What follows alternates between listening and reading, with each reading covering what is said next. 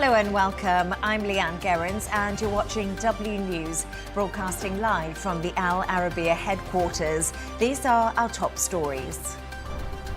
Trump's team are called complete amateurs after adding a journalist to a confidential group chat as US intel officials are questioned by the Senate.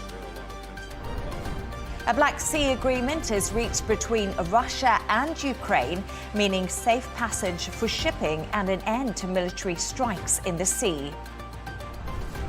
And a US judge claims the Nazis were better treated than the deported Venezuelans as their removal is contested in court.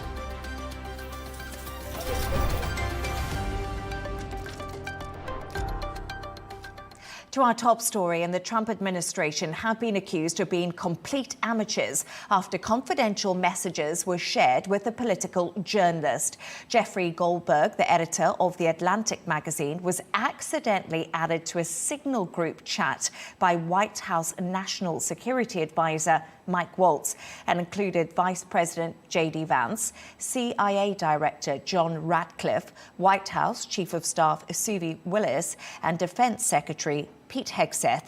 The sensitive information regarding the US military and the cabinet's thoughts on Europe have now been published on the Atlantic's website.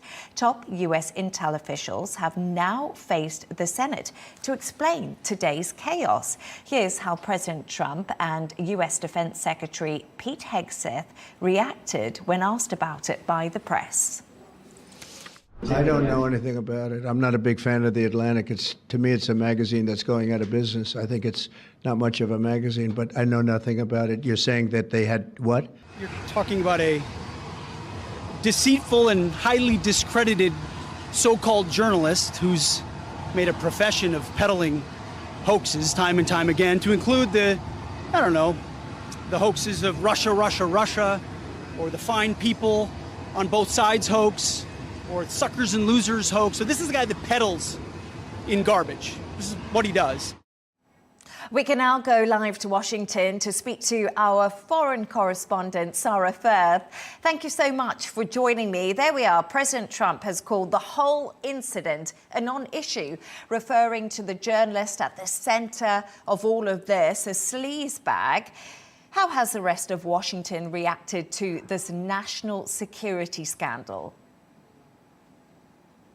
Well, Leigh Ann, you're right. I mean, Washington is up in arms right now, in disbelief, frankly, that a data breach like this, a security breach like this, were able to happen with the addition of this journalist to what essentially amounted to, as many people will say, war planning on this Signal group chat. Now, today you've had the Senate Intelligence Committee really grilling down onto Tulsi Gabbard, the National Director of Security and Intelligence, and the CIA Director Ratcliffe. And they were really asked some tough questions over, in particular, the classification of this information. We've seen some of those details in the exchanges published in The Atlantic by the journalist who was included. The White House themselves admit inadvertently in this group chat. It's pretty eye-opening stuff. There's some very stark, harsh language about Europe from the likes of the Vice President. The Secretary of Defense, Pete Hegseth, agreeing and saying that Europeans are freeloaders when it comes to the Americans providing security in that area of water. The US Navy, he felt, carrying the burden of security for Europe, who benefits economically in the end. So look, the conversations, the actual messages that have already actually been released to the public, those are eye-opening and pretty shocking, and have stunned a lot of people here in DC. Now the big questions, though, are how on earth was this able to happen? What sort of information? Because the White House have come out swinging, as you said. Donald Trump, in usual style, has come out and said, look, I didn't know anything about it, but he went further today in an interview with American media saying he is backing Mike Waltz, his US senior advisor. He is supportive of him. He called him a good man, and he said that this is a glitch, and it's the only glitch that's really come up since he's been in charge. It's thought, remember, Mike Waltz was the man who potentially started the Signal group and added inadvertently this journalist. So there's still some details to emerge. And very importantly, Leigh Ann, is that there is information that was included in that chat that we do not know about, that wasn't published because it was considered to be a national security threat. This is what the Senate briefing and questioning today of those senior members of Trump's intelligence circle was all about, getting to the bottom of that. We didn't get answers, but we did get a warning from one of the top Democrats on that Senate committee hearing. He said, we will find out. And as I said, the White House hitting back pretty hard today. They've come out swinging. Sara, you know, you said there earlier that we've obviously seen reaction from Pete Hegseth. We're also hearing from Caroline Leavitt, of course, the press secretary. She's also coming out swinging. You pretty much said that too. Where do we go from here? Are heads going to roll, people who were part of the Signal group? That is the big question. Now, it is interesting. I think we can actually show you what the press secretary said in the early hours of this morning. So starting the day off, she accused the journalist at the centre of this, the editor-in-chief of The Atlantic, Jeffrey Goldberg. She said he's well known for his sensationalist spin. That's what she alleged. She said no war plans were discussed. Well, the information is there for the public to read for themselves. And, of course, there is information that hasn't been disclosed because the journalists involved in this considered it a national security threat themselves. She went on to say, yes, no classified materials sent to the thread. The White House counsel's office has provided guidance on a number of different platforms for President Trump's top officials to communicate as safely and efficiently as possible. Now, that was the White House press secretary, okay, clearly, very clearly this morning taking that very strong stance. Then we saw the Secretary of Defense, Pete Hegseth himself, looking a little hot and bothered there when he was addressing the press gaggle. Again, some pretty aggressive language. And then, interestingly, you've had the judicial branch of government really digging in to the detail of what's happening here. We know the executive branch and the White House, they are backing their side for now. But you had Senator Mark Warner, as I said, you know, he was asking about the use of this signal group to discuss the plans for bombing Yemen. And he was really highlighting the fact that Tulsi Gabbard, the Director of National Intelligence, and Ratcliffe, the CIA Director, had essentially said, under oath, that there was no classified information in what was as part of this group chat on Signal. You had the likes of the Republican Senator Tom Cotton. He was pushing back a little bit. And interestingly, at one point, he said something along the lines of, well, look, when it comes to classifications, it won't actually be Gabbard and Ratcliffe who designate classifications. That is down to the Defense Secretary, Hegseth. So that is coming from someone very senior, essentially trying, it seemed, to take a little bit of the heat off Gabbard and Ratcliffe. But certainly there is a lot of attention, a lot of eyes on the US Secretary of Defense right now. Leigh Ann, when you say heads might roll, that is the feeling amongst everyone here in Washington. Although we've seen President Trump in the past try and ride out these types of scandals, he's very good at coming out in defense of his people. We know he's very publicly backed Mike Waltz today. But there's a lot of people, very senior intelligence officials here in the United States, very nervous today. Look, just listen to the words that are being said. We've heard that public grilling, but also, Leigh Ann, the looks on their faces. You only had to take a look at the Secretary of Defense, Pete Hegseth's face, as he was addressing that press gaggle. I mean, it was written all over his face just quite how anxious he seemed to be feeling. Sara, Firth in Washington. I'm sure there's going to be many more discussions on this. Thank you very much for joining me. Let's get into this further with former Assistant Secretary of State and senior Pentagon official Mark Kimmitt. Mark, thank you so much for joining me. You've been privy to these kind of conversations. What are the typical operations for a discussion of this matter? And is it extremely controversial that an instant messaging platform like Signal would be used? We know it's encrypted.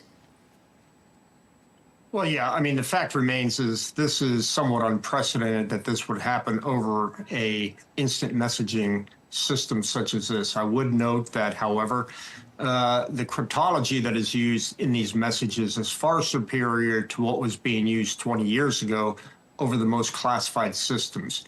Now, that doesn't excuse what happened here, but I think the typical trauma and drama and hair on fire drill that is going on in Washington right now is just absolutely unnecessary.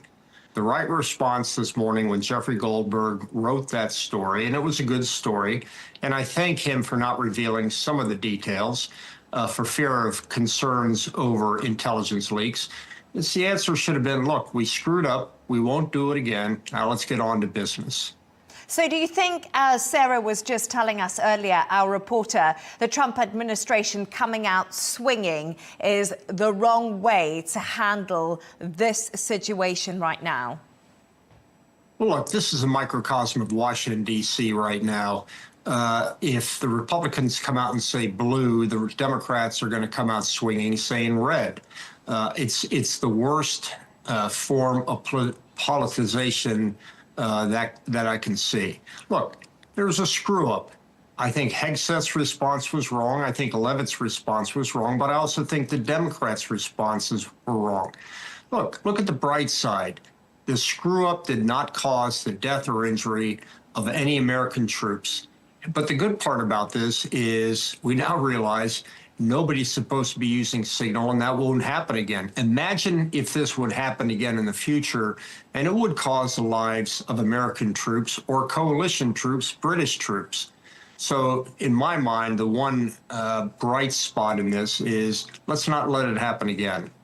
Learn from your mistakes. Mark, Indeed.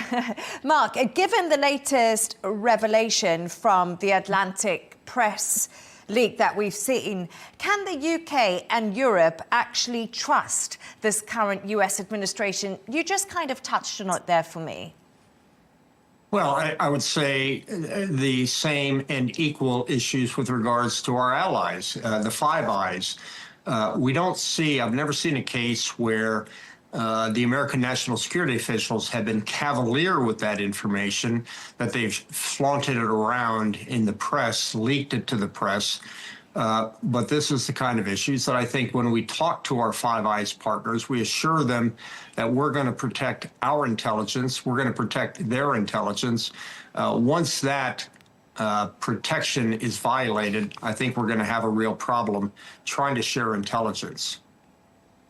President Trump has dismissed the leak as a non-issue, calling the Atlantic journalist a sleazebag.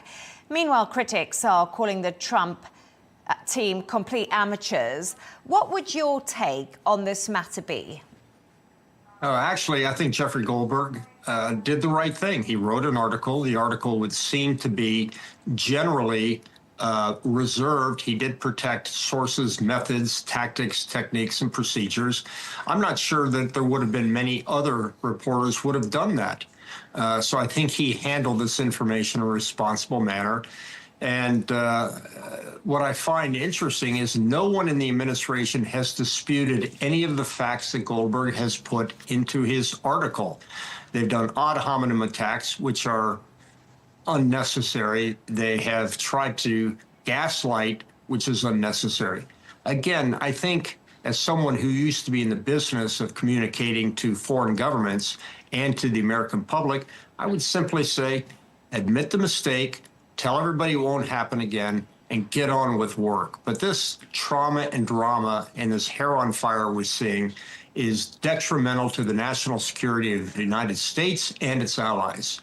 Mark Kimmitt, former Assistant Secretary of State and senior Pentagon official, thank you very much for your insights this evening. Certainly.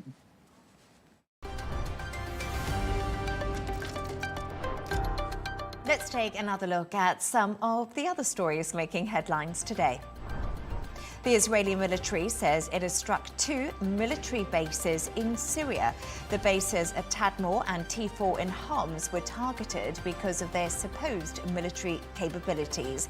Tel Aviv is attacking more areas in Syria after the ousting of former Syrian President Bashar al-Assad. Israel says their targets are linked to Iran and Hezbollah. Firefighters in South Korea are closer to containing the largest wildfires in the country's southeastern region have ever faced. Over 36,300 acres of land has been affected in the last 5 days. Over 5,000 people have been evacuated and 4 firefighters and government workers have been killed in the blaze. Staying in South Korea, where a giant sinkhole has consumed a motorcyclist during the evening rush hour. 1 person died in the incident while a car narrowly escaped from being swallowed. The fire department launched a major search and the missing person was found in the sinkhole, still wearing his helmet and motorcycle boots. And a 6.7 magnitude earthquake has hit off New Zealand's South Island. The country's disaster agency is assessing any tsunami threats. Residents of Southland and Fedland regions have been asked to stay away from beaches and other marine areas.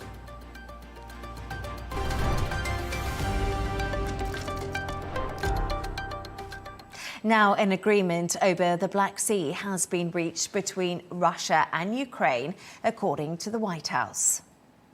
The deal will mean safe passage for commercial shipping and will stop military strikes in the sea. The US has also said it will help restore Russia's access to the world market. It comes as US and Ukrainian officials held a second round of talks in Saudi Arabia today. We can now cross live to Istanbul to speak to former US Ambassador Matthew Bryza. Thank you so much for joining me. It appears, Matthew, there's been some progress during the talks in Saudi Arabia. Ukraine has agreed to a Black Sea ceasefire and also agreed to halt energy infrastructure strikes. Is this more helpful to Russia than to Ukraine? Yeah, Beth, I think it very much is more helpful to Russia than for Ukraine because in the past couple of years, Ukraine has very effectively been able to push Russia's Black Sea fleet away from Ukraine's coastline and back into Russian ports. And that's even without Ukraine even having a navy, but using unmanned maritime drones, basically. So Ukraine, because it did that, has been able to get its exports, especially grain, out through the Black Sea by hugging the west coast of the Black Sea through NATO territory, through the waters of Romania and Bulgaria. And Russia has been unable to export its fertilizers and other products it wants to export to the Black Sea. So this is more in favor of Russia. But I think it's a testimony to President Zelensky of Ukraine that he realized after that disastrous meeting he had in the Oval Office a couple of weeks ago, he has to look at least like he's willing to play along and trying to be collaborative. Trump has previously said he would end the war in 1 day. What happens now with the peace talks? Does America need to put more pressure on both sides? And where does Europe fit into this whole puzzle? Well, I think where the pressure needs to be applied is to Russia, because President Putin has been very clear, as have his senior advisors and foreign minister, in saying that Russia's maximalist goals for this conflict have not changed, and there can only be a ceasefire if Russia's goals are achieved. So those goals are essentially the end of Ukraine as an independent state, the change of its government, the guarantee that Ukraine will never join NATO, and then also that NATO pulls back its forces in the new NATO member states in Eastern Europe to where to before the 1997 entry of those countries into NATO. Those are demands that are just totally unacceptable to Ukraine and should be to the United States and to Europe. So where Europe stands is, we all remember that Prime Minister Keir Starmer hosted a meeting at Lancaster House in London a few weeks ago. Out of that came a proposal very much like what was agreed to today. It was Emmanuel Macron who made the proposal that there be a ceasefire on attacking energy infrastructure, on missile strikes, and on sea combat. So that's kind of what's been agreed, except for nothing about the stopping all missile strikes. And Europe, then, its big role will be to try to mediate, maybe along with Turkey, to try to persuade Putin to get off of those maximalist goals. But I don't think Putin will. So that leaves Europe with the opportunity to insert its own troops as peacekeepers far away from the front line, as the Netherlands and United Kingdom have discussed, and France has discussed, not to be involved in combat, but to send a signal to President Putin that further military action against Ukraine will not help him achieve those maximalist goals. But it's a tall order. I think President Putin is intent on continuing the fight because he thinks he's winning on the battlefield.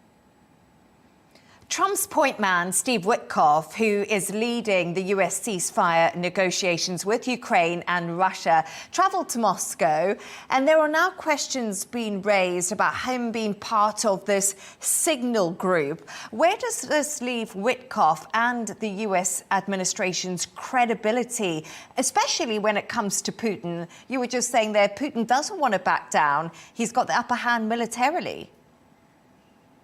Yeah, well, and to play that out a little bit, if you look at who his negotiating team was today in Riyadh, it was former Deputy Foreign Minister Grigory Karasin, whom I know well.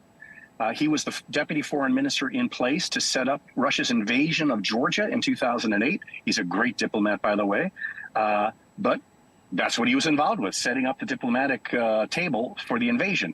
And then Mr. Besedov, who was the intelligence officer who had told Putin that essentially Kyiv would fall within a couple of days if Russia invaded. So these are two men running the negotiations on the Russian side who have a history of being involved in invasions of Georgia and Ukraine. I don't think that they're the ones who really want to negotiate a peace. But leave that aside, I think Mr. Witkoff himself has really undermined his own credibility by saying he takes President Putin at his word. Recall that it was for weeks while Russia was building up its massive invasion force on the border of Russia and Ukraine that Putin continually said, we have no intention to invade Ukraine. And of course he was planning to all the time.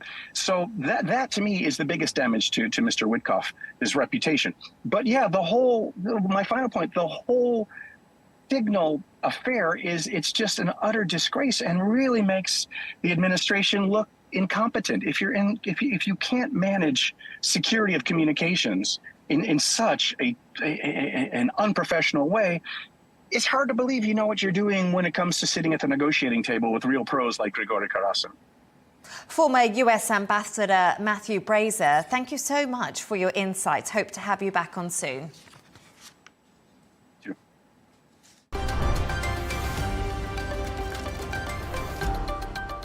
Let's take a look at some of the other stories making the headlines today. President Trump has said automobile tariffs are coming soon, but indicated that not all the previously threatened levies will start on the 2nd of April. It's thought some countries may get a break. Trump has also imposed 25% secondary tariffs on any country buying oil or gas from Venezuela. Turkey's President Erdogan has blamed opposition parties for inciting a movement of violence as protests continue in Istanbul. The demonstrations are over the detention of the city's mayor Ekrem İmamoğlu, who is being held on corruption charges. The Republicans' People's Party, who have announced İmamoğlu as their presidential candidate, say the protests will come to an end on Tuesday. A Japanese man who spent nearly 50 years on death row before being acquitted of murder will receive $1.45 million in compensation. 89-year-old Iwawu Hakamata was found guilty of killing his boss and his family in 1968, but was acquitted last year after a retrial. His lawyers argue that his 47 years in detention, which made him the world's longest-serving death row inmate, took a toll on his mental health. And a United Airline jet flying from Los Angeles to Shanghai was forced to turn around after its pilot took off without a passport. The flight left at 2 p.m. on the 22nd of March, but had to return to LAX 2 hours into the journey. Passengers were provided with meal vouchers and compensation after arriving in Shanghai 6 hours behind schedule.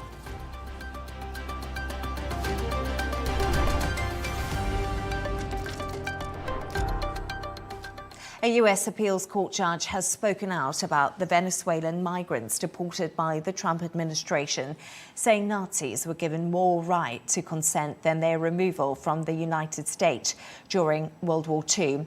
U.S. Circuit Judge Patricia Millett questioned the 18th century law which allowed the planes to take off and cross international waters before those on board actually stood in front of a judge. We can now speak to Al Arabiya News US Affairs commentator, Ellie Cohanim. Ellie, great to have you on the show again.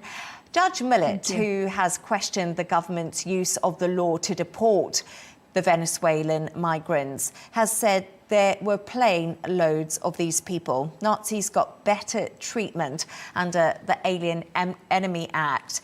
That has happened here. What do you make of this statement? I think Judge Millett's statement is completely inappropriate. I assume she's trying to elicit some sort of emotional response or sympathy for these Tren de Aragua gang members who were deported from the United States. And so these are people who have committed the most heinous crimes against Americans. And so the notion that she's, again, seemingly trying to elicit sympathy for them is really just appalling to me. And I think it's important for the audience to understand two facts as we look at these Venezuelan deportations. The first thing to understand is that when the Trump administration came into office very soon after that, what they did was that they designated Tren de Aragua not as a criminal gang, but as a foreign terrorist organization. And so when you designate an entity as a U.S. FTO, it gives the United States government certain powers to deal with this foreign terrorist organization that they would not otherwise have. And so we're seeing President Trump exercise those powers. Judge Millett, who was appointed by Barack Obama, Ellie, claims the Trump administration didn't actually review whether the Venezuelan nationals were gang members before they were put on these flights, something you just touched on.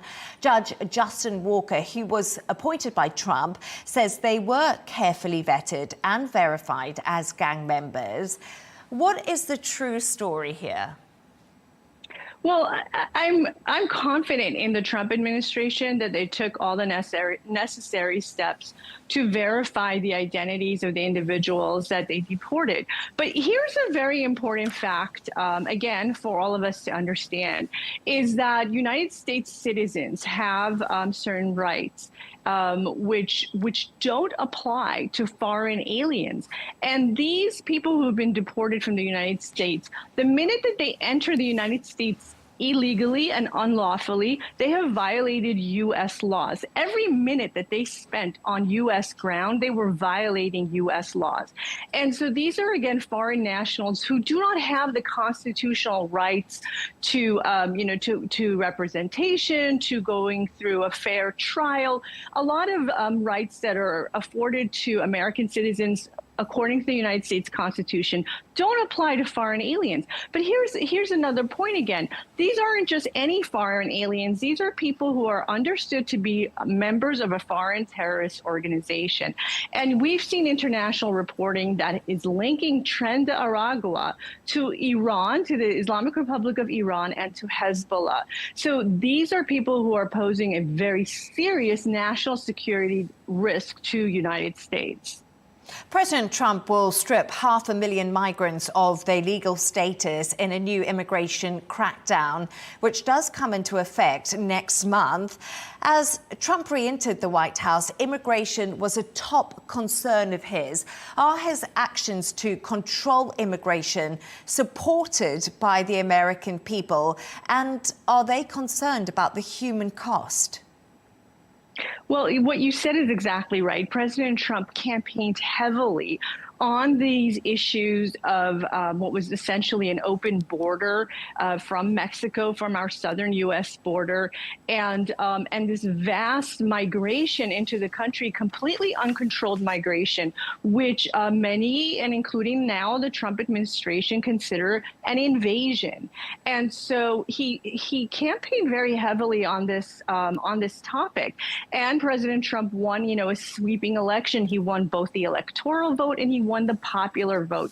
And so he certainly has a mandate to carry out every step that he wishes to carry out on the issues that he campaigned on. He's got vast support from the American people, and we are seeing that support in the polling that shows him having kind of historically high levels of support given where he is in his presidency right now, and also higher than he has had previously in his first term. So I think the Trump administration is on very solid footing to carry out their immigration policies. And, what you just referred to about this 500,000 migrants who were given kind of like a fast track by the Biden administration, the Trump administration is just reversing course on something that many consider was not even legal by the Biden administration to have done in the first place. And Ellie, can the US be trusted after the war chat leak, which many people are viewing as a serious security breach? Earlier, one of our guests said that the Trump administration shouldn't have come out swinging. They should have admitted that they were wrong. I think it's a complicated situation. Just before joining you, I was watching the United States Congress is holding hearings right now on a different topic, but they happen to have in front of them the CIA Director John Ratcliffe. They happen to have in front of them Tulsi Gabbard, the head of DNI, and Kash Patel of the FBI. And so they were being asked questions about what exactly occurred with this signal conversation. And, what I heard those leaders say was that first of all, it is the Secretary of Defense, it's the Secretary of Defense who has the responsibility and the right to decide what information is classified and what's not as it relates to defense actions. And second of all, they each individually shared that what they had discussed in this chat was not classified information. So, look, I think it's a complicated matter. And we should just withhold judgment until there's been an investigation, which I understand is what is occurring right now. Al Arabiya News US Affairs commentator Ellie Cohanim, thank you so much for joining me. And thank you for having me.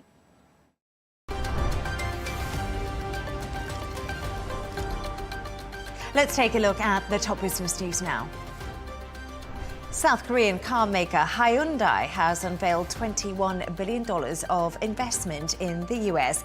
This comes just days before President Trump is set to impose new tariffs on trading partners.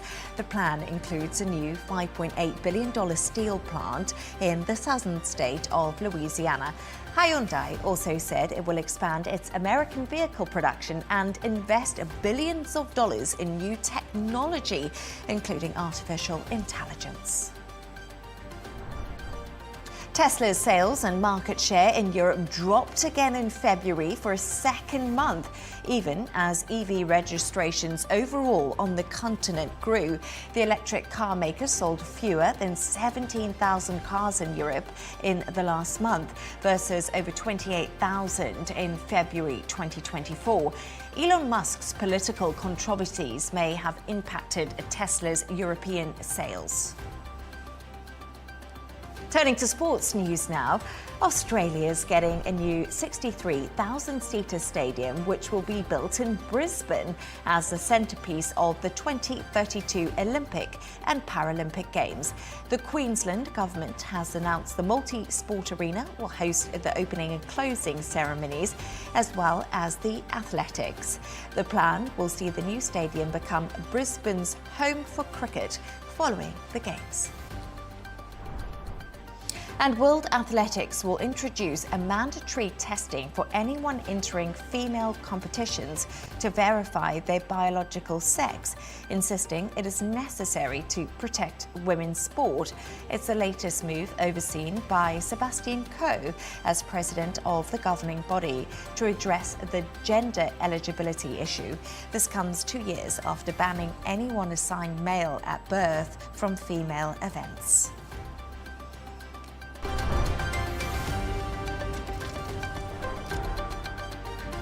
A reminder of our top stories. Trump's team are called complete amateurs after adding a journalist to confidential group chat as US intel officials are questioned by the Senate. A Black Sea agreement is reached between Russia and Ukraine, meaning safe passage for shipping and an end to military strikes in the sea.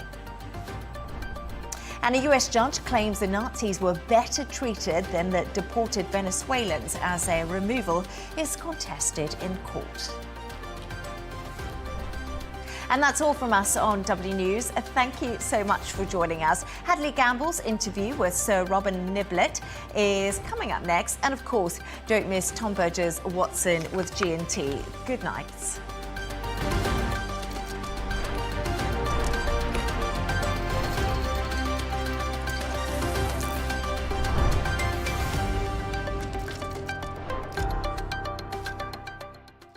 At Arabiya News, we go beyond the headlines. From the latest breaking news to in-depth coverage of global events.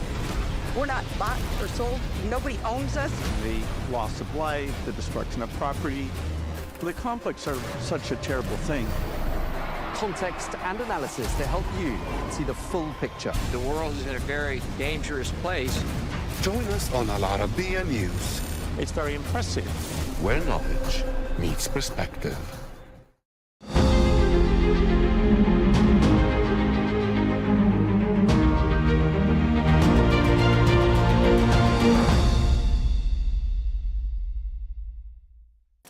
Sir Robin Nisbet, thank you so much for joining me on Al Arabiya. Thanks, Hadley. I want to get an idea from you of how you see the world today. The world today. I think it's a world that is coping with an unexpectedly rapid transition that probably should have been happening more gradually, and in a way has been happening gradually for the last 15 to 20 years at least, which is United States stepping back from being what I suppose in international relations terms is called a hegemon, a country that feels it benefits from the system, so is willing to contribute into it. Willing to pay. Willing to pay, because in the end it believes what it gets back is more than what it pays in, to a position where certainly, obviously Donald Trump is the ultimate cipher for this change. He believes that the world is taking from America, and therefore he wants to rewrite the rules of that engagement. Now, President Joe Biden wasn't exactly doing the kind of leadership that had been seen from previous American presidents. It had stepped back from global leadership in international economics and international trade. Its engagement in Europe, while institutionally helpful, enlargement of NATO, being very cautious about how to confront Russia or not. It seemed to be more interested in just wanting to keep the Ukraine conflict under control so it could make that adjustment to write the new rules of engagement with China. So you've got an America that's been trying to adjust its position, but doing it gradually, trying to keep institutions and alliances together, and at least the dance around international rules as being a dance that was still being danced. Yeah. To Trump, who's like, no, this is all rubbish. We're starting again, and we're determining how we started. We're going to write the new rules. And the rules are really about what we need, and the rest of the world will have to muck in however it can. So this is a brutal change. but let me finish with this point here, brutal for those who are relying on the United States. For countries that did not rely on the United States, who felt that the US, in a way, was even taking advantage of them, and that all these great rules-based orders that it talked about didn't apply to them as far as they could tell. A lot of countries across what is called the Global South. If you look at opinion polls, they're fine with it. Like, yeah, let's see what Trump brings us. Maybe it'll be better. We weren't exactly enjoying the past either. Yeah. In your mind, is Keir Starmer the leader that the UK needs today? Yes. Simple answer, yes. I think he is a good foil to the emotional, what's the right word to use, the emotional approach that Donald Trump seems to take, but one that just fires off whatever he thinks off the top of his head. If for Keir Starmer to engage in a back and forth like Justin Trudeau has done in Canada, even Macron, who I think has tried to play Trump right and is playing him right to a certain extent, but can't resist, wanting to fly the flag for France occasionally in contradistinction to Donald Trump.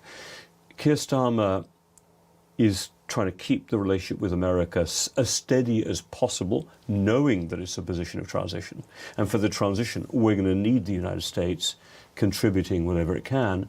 What he's done right, I think, is both not rile up Trump, but at the same time not step back from what he believes are Britain's interests. So, for example, while Donald Trump is taking Zelensky to the woodshed, to use that term, in the February 28th Oval Office meeting, Starmer doesn't criticize Trump.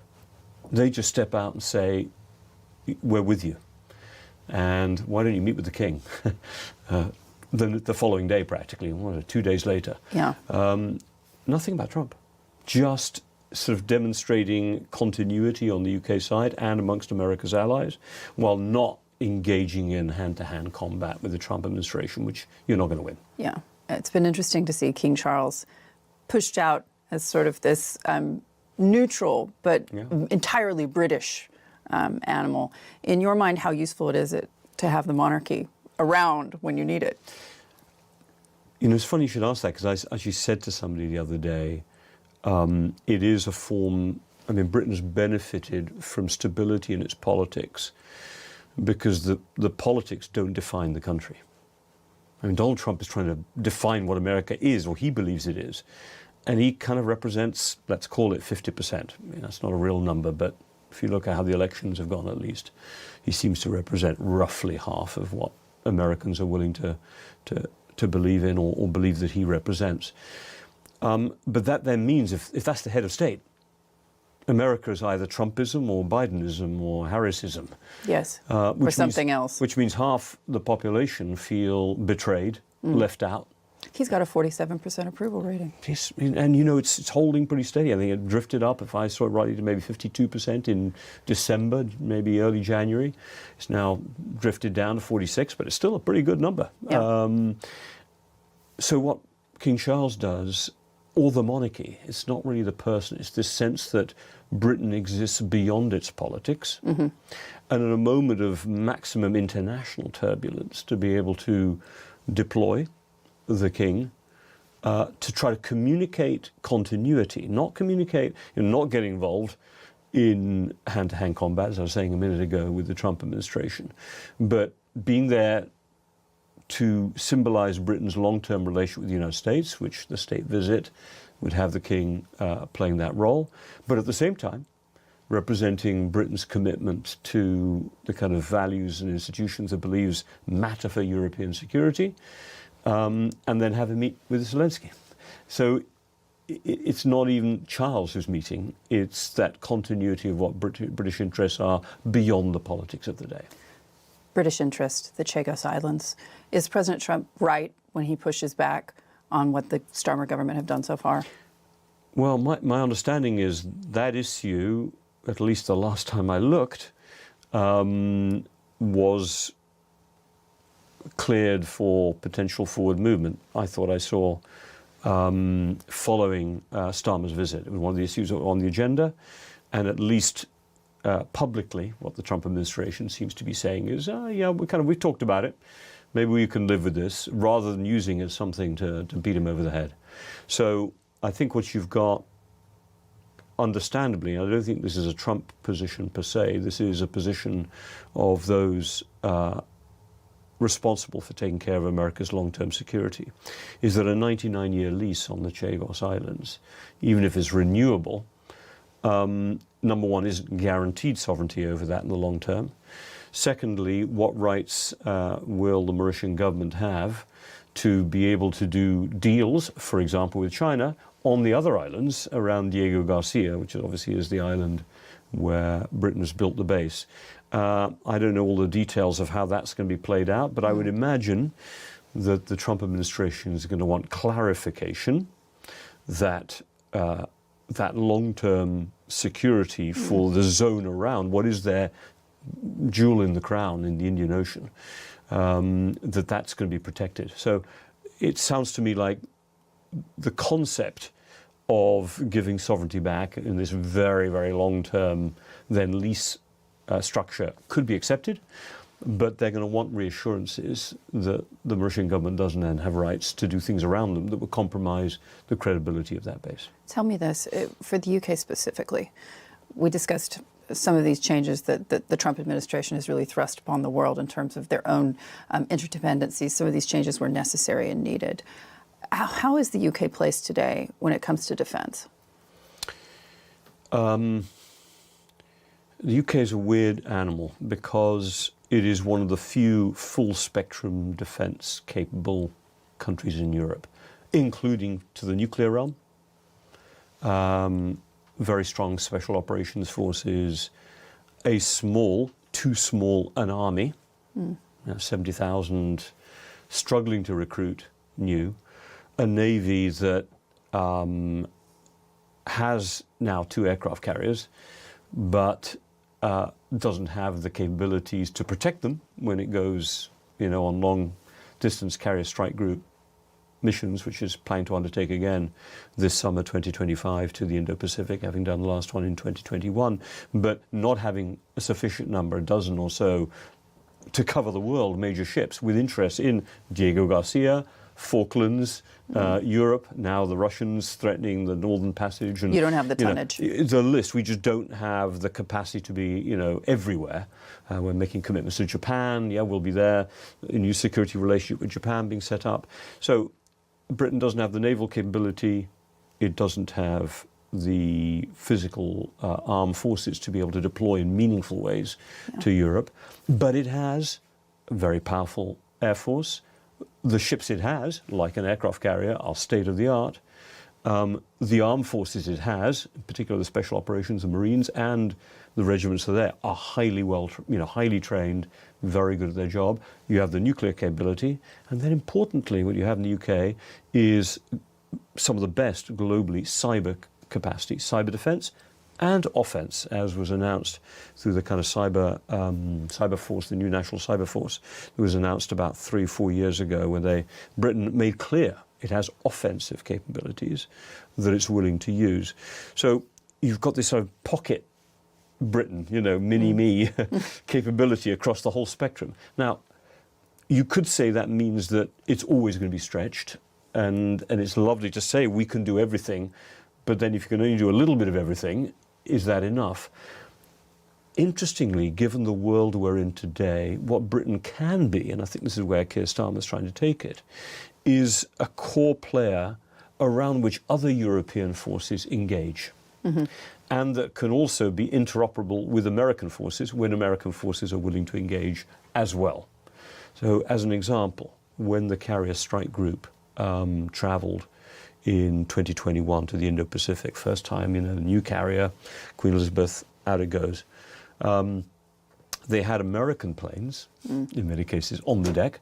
What's wrong with that? Showing interoperability between America and Britain in a deployment. They had a Dutch frigate contributing as well to protection because we didn't have enough ships to do it. But again, it brought the Dutch in, a European ally, reaching out all the way to the Indo-Pacific. So and you see this as the future. Well, somebody described to me as actually maybe what the UK becomes is a focal point around which more interoperable and commonly deployed European capabilities, sometimes with the US, maybe sometimes with Japan, can be organized.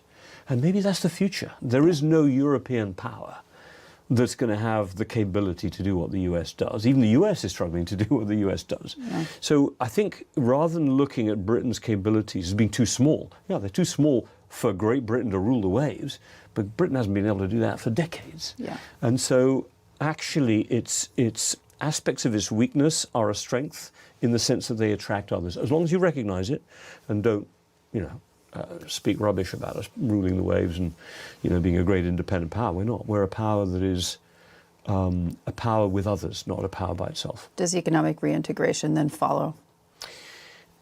I think closer economic relationship with Europe follows, with the European Union specifically. But I just don't see how politically, and in the end, even economically, the United Kingdom could rejoin the European Union as a full member. I mean, not as far forward as I can see. I think it's more likely that the European Union starts to develop a more concentric circle approach to countries like Norway, Turkey, Ukraine, saying to them, we want to have closer economic relationships with you, and those countries saying, we want closer economic relationships with you. But each one has its peculiarities that makes it difficult for the EU to want them in, and I include the UK on that, by the way.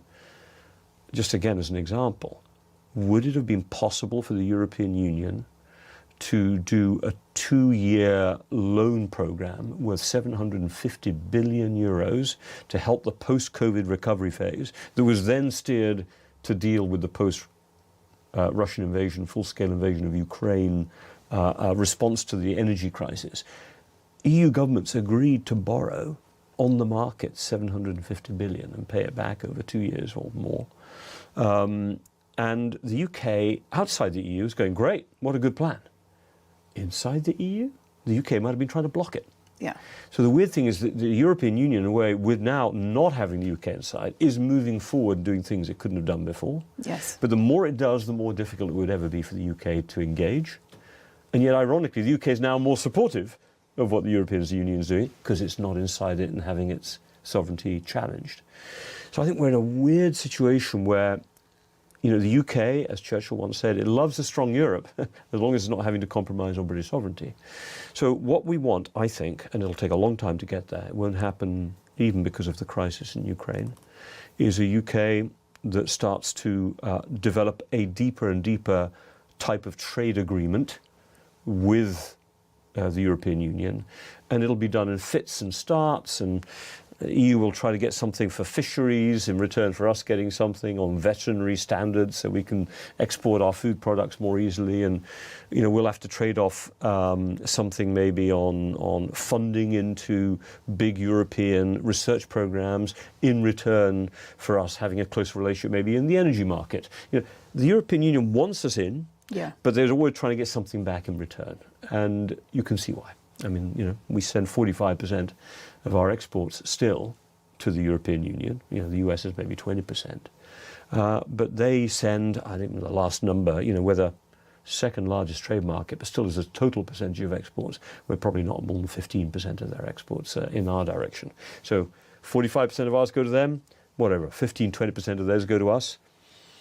You can see who's got the whip hand. So the United Kingdom is trying to build up their defenses.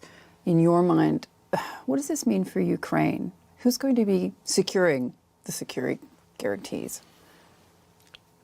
As long as President Trump is in the White House, Europeans, I think, are going to have to decide whether they're willing to, I'll say support rather than guarantee, support the security of Ukraine.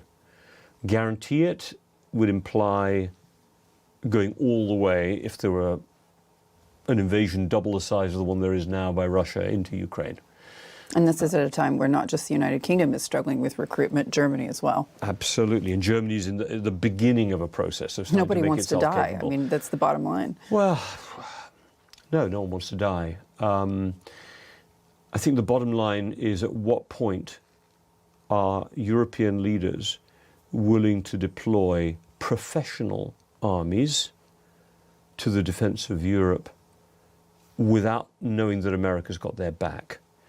Look, we've been deploying in Europe professional militaries until very recently to Afghanistan, to Iraq, had hundreds of soldiers die in Afghanistan, collectively thousands, not as many as America.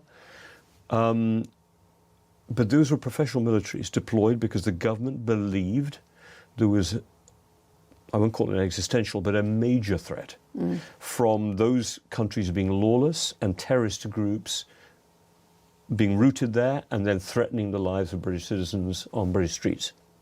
And so we deployed professional military forces, not conscripts, to go and fight there. And they died thousands of miles from the British shores.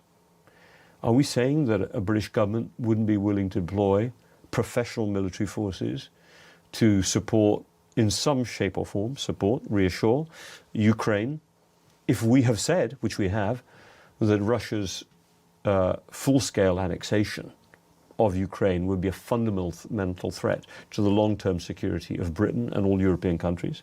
Really? We'd send troops to Afghanistan and not to Ukraine? I think Britain at least, and a few other, whatever part of the coalition of willing is willing to put some boots on the ground, may end up having to do that in the next year or two without the guarantee of America having their back fully, maybe providing some intel, maybe providing some soft support on refueling aircraft or something like that.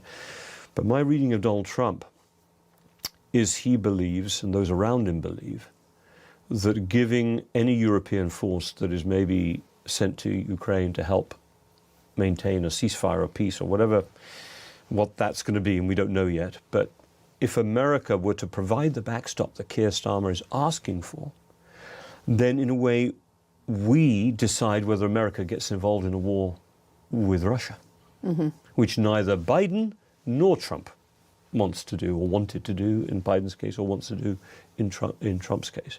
And so they are resisting. They're saying, look, you go and defend them.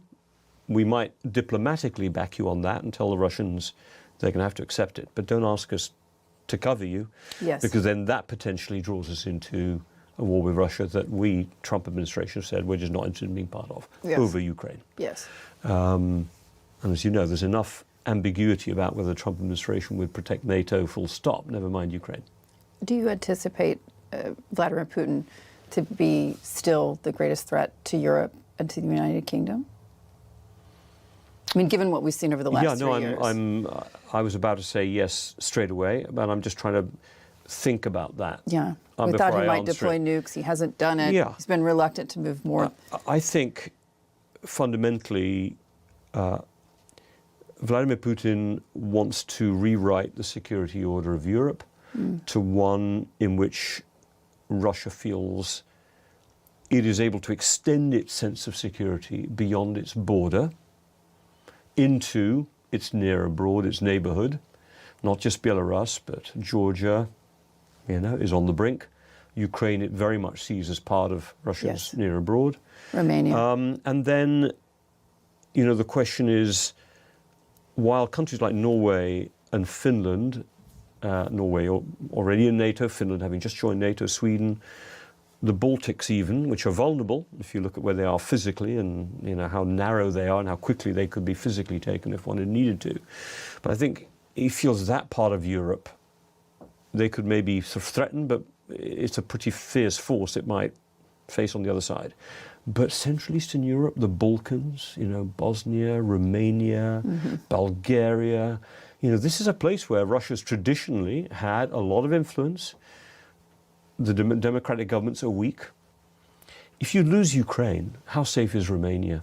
How safe is Moldova, which was part of the, like Ukraine, the former Soviet Union, as was Georgia? I fear that if Ukraine were to fall, the Balkan area, Southeast Europe, becomes very vulnerable. And then, Europe as a whole and the European Union and even NATO What is, you've got NATO members there that might become the enemy within. Let's use that term correctly, unlike J.D. Vance's effort to use that term. You would have an enemy within that is anti-democratic. That's the enemy within for Europe. J.D. Vance, talking about the enemy within being democratic parties, reminds me of the fact that he's obviously supported an election that was lost by Donald Trump as having been one that he won. That's what I call an enemy within, when you start challenging democratic processes. But in terms of those far-right elements, whether they be in France or in Germany or elsewhere, they are technically, though, a part of the democratic process, whether we like them or not. So I draw a very clear line between parties that could be described as far-right or illiberal, to use the term that the Hungarian government uses. I had this debate with the Hungarian foreign minister once. He said, what's wrong with illiberal governance? If the people want to vote for being opposed to gay marriage, opposed to open immigration, that believe that Christianity is the core religion of Europe, and that don't want immigration from certain parts of the world, or believe in the sanctity of the family. I mean, take all of those elements. Why shouldn't those governments be elected? And I said to him, that's fine. I mean, if a majority of people want to be what some people call far right under those elements, or far left, where they want to have highly protectionist and protected industries and give more power to unions, if that's what people want to vote for, I'm fine. My problem is that nationalist populist parties tend to believe that the other party are the enemy of the state. And when they take power, if illiberalism means that you start undermining the institutions, the democratic institutions of the state, checks and balances, but don't the liberals believe that about the far right? Do you know what I mean? Don't the liberals believe that about the far right, that they're enemy of the state? No. But so if the far right believes, you see what I'm saying? If I can simply say that, but the liberals have not tried to close down, you might call them far right parties. They haven't tried to, if not imprison them, run, interesting tax programs against them, as we've seen happen in Turkey, where, it's a democracy, but you try to run against the government and you suddenly find, you're supporting terrorists, or you're in jail. Or, you're in jail because you did a tax, there was something wrong with your tax form. I mean, the kind of, the problem with the liberals is that they're not nasty enough. They don't do that stuff to the opposition. They don't imprison them. They don't run scam tax issues against them. They don't try to supplant the judiciary with political appointees. But we have seen that take place in Hungary. We have, when you see the new Austrian far-right party wanting to take control of the intelligence services as one of their requirements for being in government, and yet the last leaders of that particular party were caught on camera trying to sell public favors in return for Russian influence operations inside Austria. I'm sorry, the whataboutism, I don't take it. Oh, you do that to us, we do it to you. No. Those parties are not far right or far left. They are ultimately anti-democratic because they believe that they should rule permanently. How do you feel that's the illiberalism I do not accept. How do you feel about German rearmament in the context of history, given the fact that the second most popular party now in Germany is far right? Is it concerning? Because I get different answers depending on who I'm speaking to and the age of the person that I'm speaking to, frankly. Right. I think that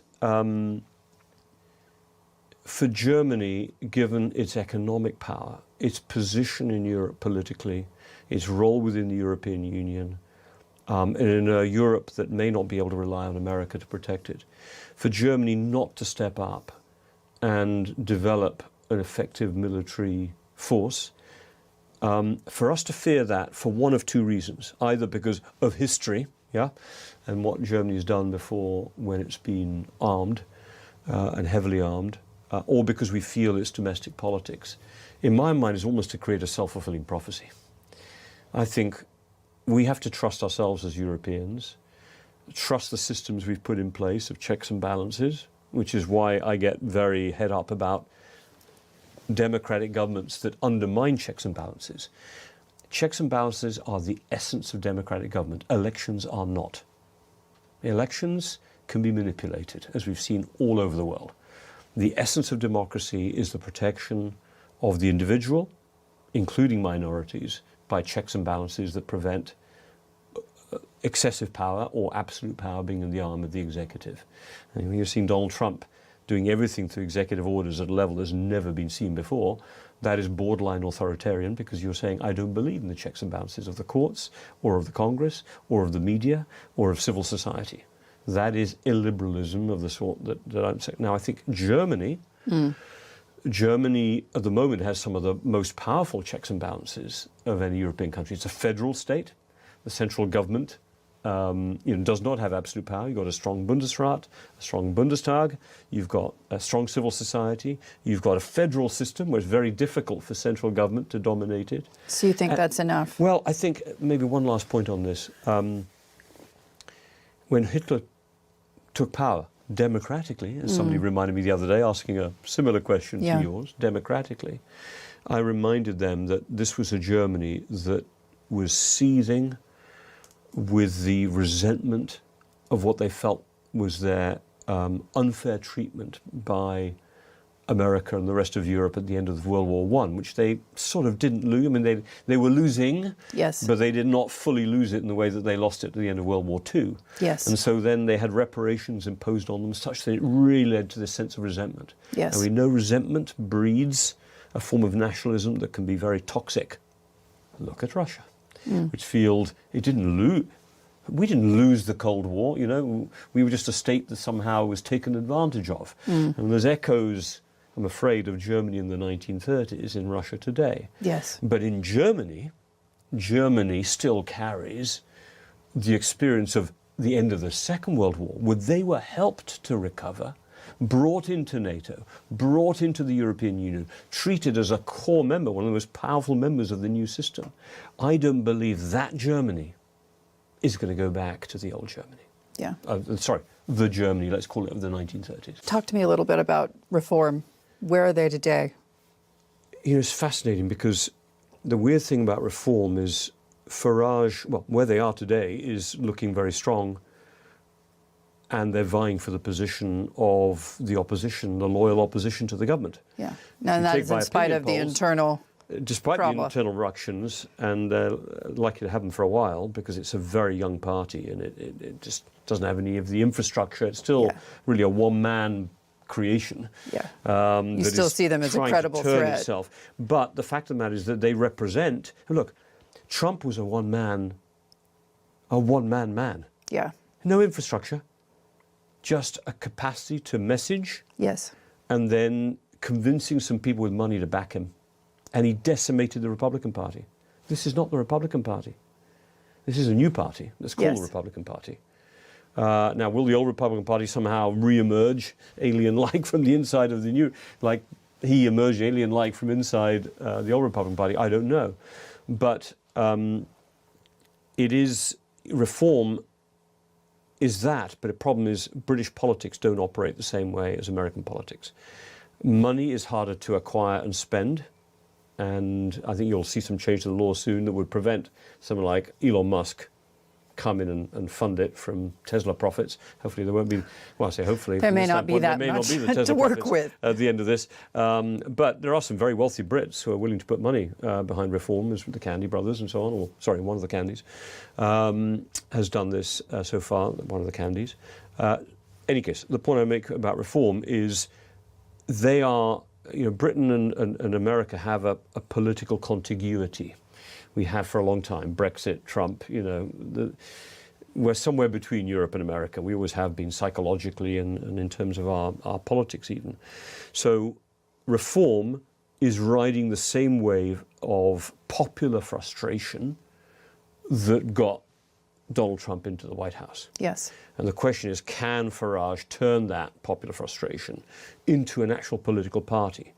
When you have a first-past-the-post system, which is very different to the American system, if he gets reform into the second position, then actually the first-past-the-post system could really favour reform, and they could decimate the Conservatives. But first past the post system, you just need to, get Yes. a majority of the vote, a plurality of the vote. 32% of the others get 30 and 28. You get the seat in Parliament. It doesn't matter that you're only 32 and maybe 60% of other people voted for other parties. So Reform came second to Labour in 89 seats. Second to Labour, not the Conservatives, not Lib Dems. So they are very close to that kind of breakthrough moment. Trump could become an albatross to that. People are watching the chaos here. There has always been in the populist right of the United Kingdom an anti-Americanism. Yes. It's not a pro-Americanism. There's a very small seam in the Conservative Party that are kind of hyper-conservatives. The Liz Truss and Duncan Smith wing used to love, strong conservatives of the George W. Bush mold. But Trump? Even that is a step too far. So I just think the fact that Britain, this is a very long answer, the thing that Britain has 4.5 more years at least before you'd have to have the next election, we will find out in that time whether it's time that Farage can use to sort of establish reform, or whether reform actually starts to go up and fall off again. Yeah. And I can't predict that. I think it's impossible to predict. But I'd say in 2 years' time, yes, we'll know whether reform is taking over the Conservatives or the opposition. And I think that will then probably strengthen Labour. And it might doom the Conservatives because they may end up with a split party. Because, again, as I said, we have first past the post system where at least a third party has existed for a long time, maybe a fourth. In America, you've only got two. Yes. Yeah? You could end up with Reform, the Conservatives duking it out over seats, and we'd end up with a much more unstable and coalition-y type government over here. How concerning is the economic picture in Germany today? It's very concerning because they've been slow to wake up. They had a model that was working so well in with democracies cheap Russian when gas. things work. Yeah, cheap Russian gas, open Chinese markets, and a dominant position in the European Union on the back of those two. That trifecta of sort of perfection for them, and a sort of undervalued currency, which allowed through the single currency, yes, Germany's been able to dominate the European market, not just, being a great exporter outside. Germany's biggest export markets are in the EU. Yes. But all of that is now being threatened by the fact that they've been sitting on that cozy cushion for way too long. And then maybe that's inevitable in democratic government. Things are going well, let's just keep it going well. Why take a tough decision? Yes. Let's just get re-elected, as Angela Merkel was done. 3, at least 3, was it 4? 3, definitely 3 occasions. So Germany faces a big challenge. Now, look, Germany's been through this before, 2000 to 2005-06. Very difficult time. It was the sick man of Europe, high unemployment, low growth, sclerotic economy, and they turned it around. So I wouldn't underestimate Germany's capacity for discipline but it is facing a tsunami of Chinese imports that are eating away at what is their key competitiveness. I suppose the difference this time, as I think about your question, is the scale of the Chinese competition. In a way, Germany was competing against itself before and against competitors that couldn't overwhelm it.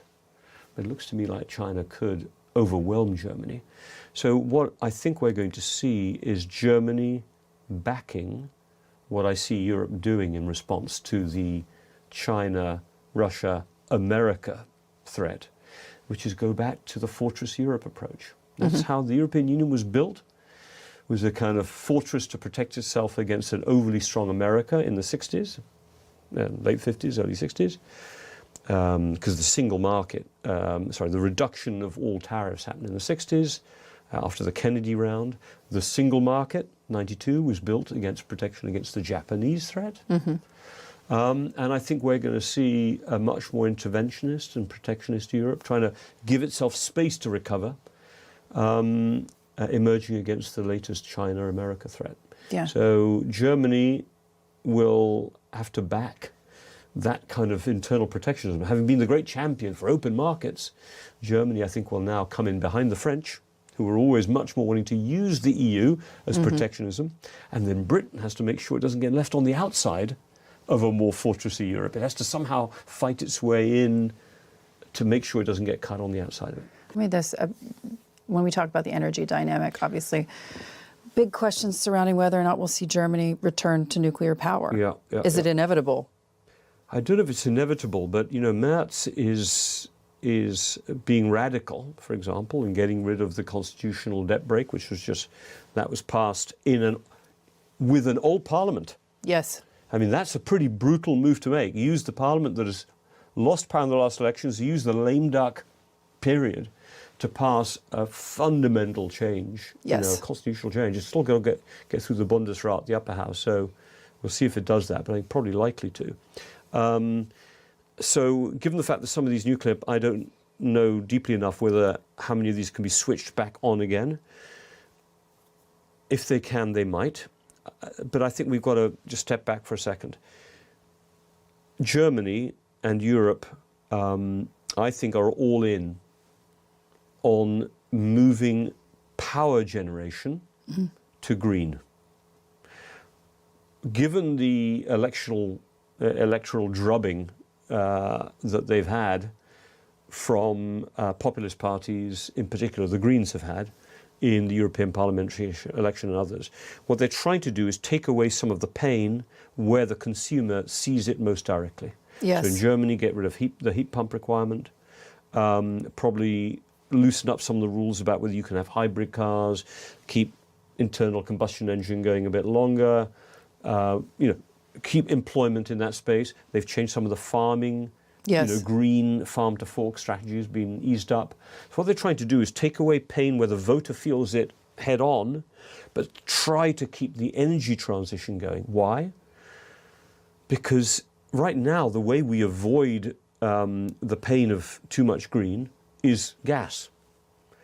Gas, when you had Biden supplying it, is one thing. When you have Trump supplying your gas, you start to think, wow, we were dependent on Russia, and that was a bad idea. Yes. Now we're dependent on America. Is that such a good idea? And if not, then we're then dependent on the Gulf, where who knows, something could go crazy in the Straits of Hormuz. Do you think really people equate Donald Trump with Vladimir Putin today? People in Europe certainly do. Absolutely. In fact, I'm afraid they equate him with worse parts of British history. Well, they equate, Putin with Hitler, and the parallels are similar if you take out the final solution and the Jewish question, as the Nazis called it. I mean, that's gone beyond rhetoric. That's the case that people see the same. I think the view of Putin as Hitlerian is firmly established. The fact that people in Europe and some people in America, many people in America, believe that Trump is fascistic Israel. And when you look at Mark Milley, the former chairman of the Joint Chiefs of Staff, using that term. Yeah. And others as well in America using that term. I mean, I would say it's Mussolini-esque. I don't think it's, he's got more parallels than Mussolini than, I mean, Hitler is a very specific historical parallel, which I wouldn't use. But if I knew my Italian history a bit more, I might investigate whether there are parallels on the Mussolini side. So that's big. When we think about Ukraine and those security guarantees, given the challenges that Germany is facing, where does that leave the leadership there? Because we, had formerly talked about Germany being the leader of Europe. Yeah. Is it going to be France? Where is UK? You mean in terms of the leadership of Europe or the leadership of Europe to help Ukraine? To help Ukraine. The leadership to help Ukraine is heavily British because our public opinion is so supportive of them, so it helps the democratic space. And Britain has a kind of team with it, which is that Nordic team, some of which are EU members and some are not. It's the Joint Expeditionary Force, which is this sort of ad hoc military group made up of EU and NATO members and Britain, which is, was a kind of extra form of reassurance and giving Britain a bit more influence, but now has taken on a rather important meaning. But it could be Britain and France, because Macron definitely is willing to be there. The question is Macron strong enough? Yes. Now, he does have 2, maybe 3 more years at least on his presidency. If he can hold Parliament where it is at the moment, and if the current government of Bayrou can hold together, then maybe France can play a constructive role alongside Britain, and The president has a lot of influence there, but there isn't the same public opinion support, but it's pretty good. The big question, of course, is Germany. What does Merz's Germany do? I think Merz's Germany will swing behind Ukraine, but probably not as far as putting troops, getting too involved militarily. And you know what? I'd say that's just fine. More useful for Germany to be backing up what Britain and France and others put into Ukraine in Europe proper, to sort of be at the heart of an EU or NATO, stronger presence in that. You don't need Germany also on the front line with Russia, which is just going to set off kind of memories in Russia that could make Russia more unpredictable, but also would then feed the internal resistance that we're doing too much, which is not so much pro-Russianness as, we mustn't go back to the past, which does feed AfD. So I think, Merz has got a very interesting line to have to follow, where he leans forward enough to be a core member of the group that's making Europe stronger again without America, to be able to support Ukraine, but that doesn't go so far as to then undercut his own popular mandate. Yes. And I think the solution to that is to be big in NATO and big in EU defence, kind of on one layer back. Yeah. And that's just fine. If America starts pulling back, we're going to need that layer. Much has been made of sort of Europe turning to China after years of being on board with the United States. In your mind, how quickly could that happen? Is that going to happen? I think Europe, broadly, European governments, including Britain, are going to set aside some of what was the growing scepticism about China, well-rooted, human rights, unfair economic competition, its position in various UN institutions, obviously the cyber espionage and so on.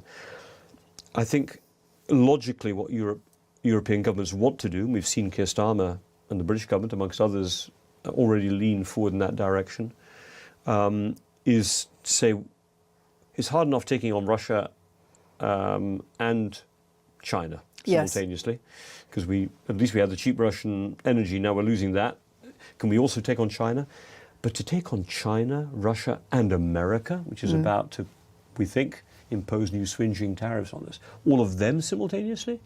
No, I think that's going to force a sort of new realism on European governments to say, hey, look, if you want to do America first, that's your prerogative. But then you can't criticize us for having to do Europe first. And in Europe first, we may need to do a bit more with China. Now, two very important things come in on this. Number one, Ukraine.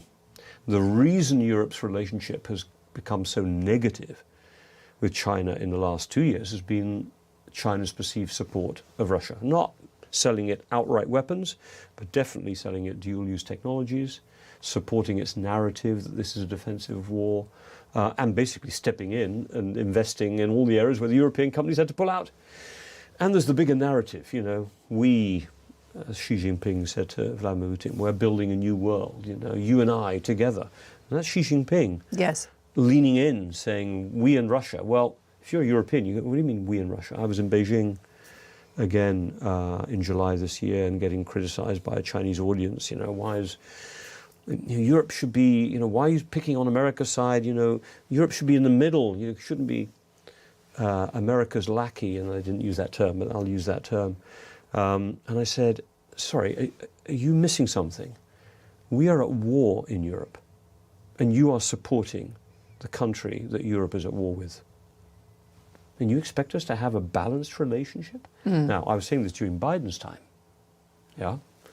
And of course, we're saying naturally we're leaning to America because America is part of resisting what Putin is doing. Now, where is America? We don't know on this. At least it's trying to drive a peace.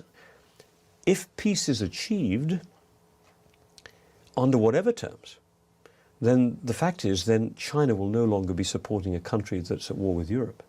So actually our ability to do more with China will expand. It makes sense. It makes sense. And I think, but the problem is, remember our Fortress Europe mentality, what I was describing a minute ago. So the terms under which we operate with China, I think will be very different. Yeah. We will invest less over there. We will force them to invest more in us.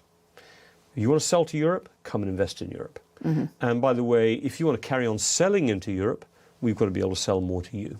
So I think it'll become a much more transactional kind of relationship. But China, if it's losing access to the US market and is overselling, all we know already, to the ASEAN and other markets, it's probably going to need the European market. So I think we'll be in a pretty strong position to at least negotiate. Where do you see Europe's influence in the next few years? Globally, kind of in general. If we're speaking now about a world of spheres of influence, yeah, which we are. Exactly. It's tough to project. project. I think the problem is Europe is caught between two stools. Europe should be having a strong voice in the Middle East. It's much closer to us than it is to America. We've signed up to this Arab peace plan, for Gaza. But Netanyahu's decided, forget that. I'm going back for round 2 with Hamas. And so far, at least, Trump is backing him. Where are we in Africa? I mean, Africa is our backyard. You think of the vertical, where all those critical minerals, we should be helping African countries develop those capabilities and do value added there, so employment is created in Africa and people don't come north. Now, we are doing stuff, to be fair. European governments are investing more in sub-Saharan Africa, including on energy, and there's some very interesting stuff going on. But boy, are we behind the curve compared to China. And even America is starting to invest more. And I think Trump might want to get in there too. Minerals, real estate, deals, you know, that's his stuff. So I think what I'm torn in my answer to you is that in the list of priorities that Europe has right now, somewhere jostling for the top are 2. Survival of Ukraine, and we've got to rebuild Europe. And to do that, we need to protect ourselves. So, your mind goes very protective. And your question is Ukraine inside that bound of protection, which I would argue it should be. But either way, it's like a double problem. We've got to protect ourselves from America and we've got to protect Ukraine. In the end, I think those 2 things will come together, because if Ukraine falls, European integration collapses, I think. I won't say the European Union will collapse, that's too hyperbolic.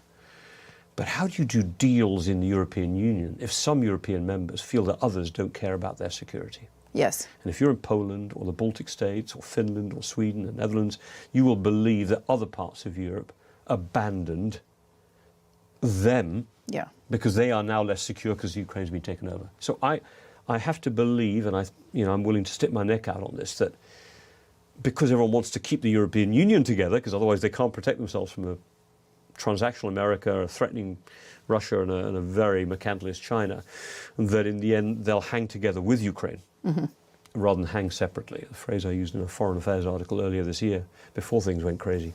And so I remain, I think Europe is going to have to find a way to fix itself first, then it might be able to play a role more internationally. But it can't be playing the role internationally until it feels it's on solid ground or more solid ground at home. At the moment, the home ground is tilting in all directions. And how long do you think that retraction lasts? At least a term of people's government, so at least 4 or 5 years. The narrative in D.C. seems to be that he will not push the tariff question as far as and for as long. I mean, my feeling is that on tariffs, if Trump goes full bore on tariffs in the coming months, which he has not done so far, he seems to be using them in the transactional sense that Scott Bessent, the Treasury Secretary, was saying, and some of his other advisors, Howard Lutnick, but certainly the Steve Moran, this guy that is being nominated to lead the Council of Economic Advisors, where you use them as a stick as leverage, because if according to the World Bank, America's consumer market is equivalent to 43% of all global consumption. You're Trump, you're saying, you want to come and eat my pie, the American consumer is your pie, you've got to pay a price to come in here. You don't get it free and then keep the jobs over there and come and eat at my table. I mean, it's a very basic way of thinking about it. So I think we're going to be in some type of trade war, probably for most of his term. The problem is Trump's got 2 brains. The biggest discipline will in the end be America on America. Because if he does impose, if he keeps scaling up the tariffs, I think it's undoubtedly the fact that the price of goods for his voters will go up, and interest rates will probably stay relatively high. And the one thing you know about Trump, well, you know, he believes two things fundamentally, I think. Two things. One, tariffs are the answer to everything, and he really wants to do it and change the whole shape of the American economy back to the 1870s, where tariffs were the main source of income, and believes you should because we've got the big pie and others want to eat it. But the other half of his brain is, I've got to be loyal to people who are loyal to me. And there's two communities loyal to him. The big money people who will also help him. And if they start to say, this is really failing and the bond markets are going back to front, and, you know, at some point he might listen to them. And secondly, if he feels his voters, who are those people who turned up for him now twice, 3 times, are loyal to him and they start to suffer, then that, you know, I think when those two come, which one wins? Yes. I think loyalty to his base and loyalty to his family and making money and to his buddies will win out over his belief that tariffs are good. Robin, I'm going to have to leave it there. Yeah. Thank you so much for joining us. Pleasure. Great for you to have the opportunity.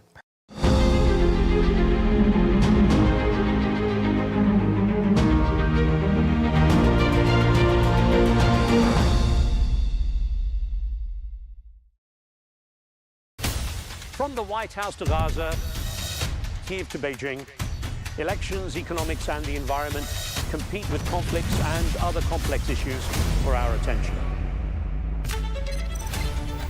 In an age of fake news, deepfake and artificial intelligence, They've got to have a vote and a say. it's important to look beyond the loudest voice to understand the truth.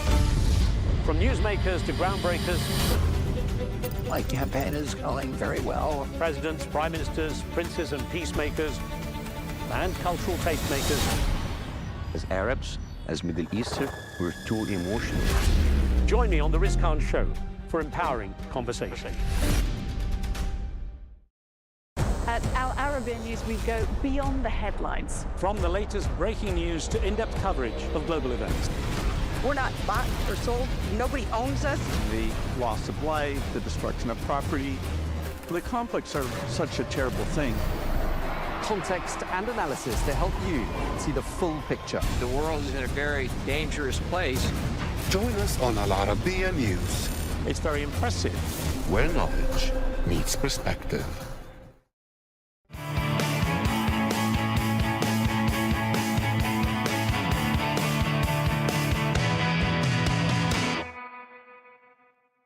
Sydney. Sydney, Australia's largest city, is often dubbed as one of the most beautiful in the world. The place offers an attractive mix of modern architecture, historical landmarks, breathtaking views, relaxing gardens, and more. What are the top spots to see in Sydney? Perhaps Australia's most famous man-made attraction, and a worldwide icon too, is the Sydney Opera House. The structure alone is already a unique feat of architectural design and engineering. While built from innovation, creativity, and quite a bit of controversy, the Sydney Opera House remains a remarkable building that's home to over 1,500 performances a year and inviting up to 1.2 million audiences each time. One of the most well-maintained and well-preserved examples of colonial-style architecture in Australia is Sydney's Government House. Since its construction in 1846, it has been home to 27 governors and today remains one of the city's hidden gems, with interiors characteristic of its Gothic influence. Located nearby is the Royal Botanic Gardens, which offers a bevy of colors that's a sight to see in any season. It is kept alive with birds such as cockatoos and sleeping flying foxes that hang from branches, among many other natural wonders. The Australian National Maritime Museum is known for its sensational displays of the country's maritime heritage. Exhibits on display range from full-size to scale ships, an authentic submarine, and other relics of shipping history. The iconic Queen Victoria building is Sydney's ultimate shopping hub. As the building itself is an architectural marvel that boasts of fine details, craftsmanship, and style, it gives tourists an elegant and high-end shopping experience. Worth the hike is Sydney's Blue Mountains, located in New South Wales. Its blue haze horizon offers a breathtaking view and the perfect escape from the busy city. It's a great way to appreciate the scenery, wildlife, and mountain surroundings. Australia's Bondi Beach is known as the most popular in the country. It's close to the suburbs and easily accessible, which allows tourists and locals alike a spontaneous visit. Its great sand and clean waters are what make the beach a popular hotspot.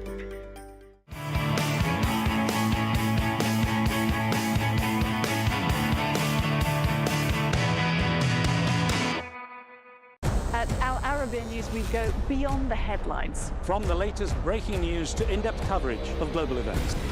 We're not bought or sold. Nobody owns us. The loss of life, the destruction of property.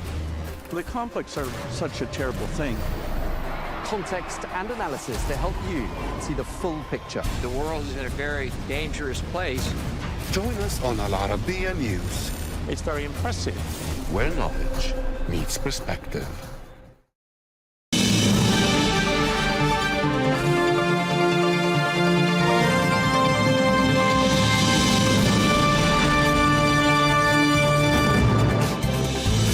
Hello and welcome to Global News Today, bringing you exclusive interviews with leading experts every weekday here on Arabiya News. I'm Tom Burges Watson. Coming up on today's program, a non-issue. That is how President Trump downplayed a breach which allowed a journalist into a group chat on the messaging app Signal with senior officials. After 12 hours of talks between Russian and American delegations in Riyadh, no deal emerges for a ceasefire in Ukraine, but there are hopes now of a maritime truce in the Black Sea. And Turkey braces for more unrest following on from the arrest of the Istanbul mayor, Ekrem İmamoğlu. Coming up, we'll be asking why the muted international reaction to this.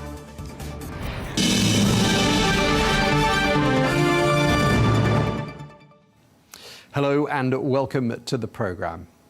Ukrainian and US officials have today been holding a second round of talks in Riyadh. This comes the day after the US delegation held talks with Russia with the goal of paving the way for an end to the war in Ukraine. Well, one of the outcomes of the dialogue, both the Russians and the Ukrainians appear to have agreed to avoid military strikes on vessels in the Black Sea. Well, Russia has described the peace talks as useful and said that the dialogue will continue. But all the while, the fighting continues. Ukraine says that Russia launched dozens of drones and a ballistic missile during a series of overnight attacks. Well, let's get more now, and we can speak to Bob McEwen, former Republican congressman who served as a member of the US delegation to the European Parliament. He joins us now from Miami. Thank you very much indeed for taking the time to speak to us here at Al Arabiya News.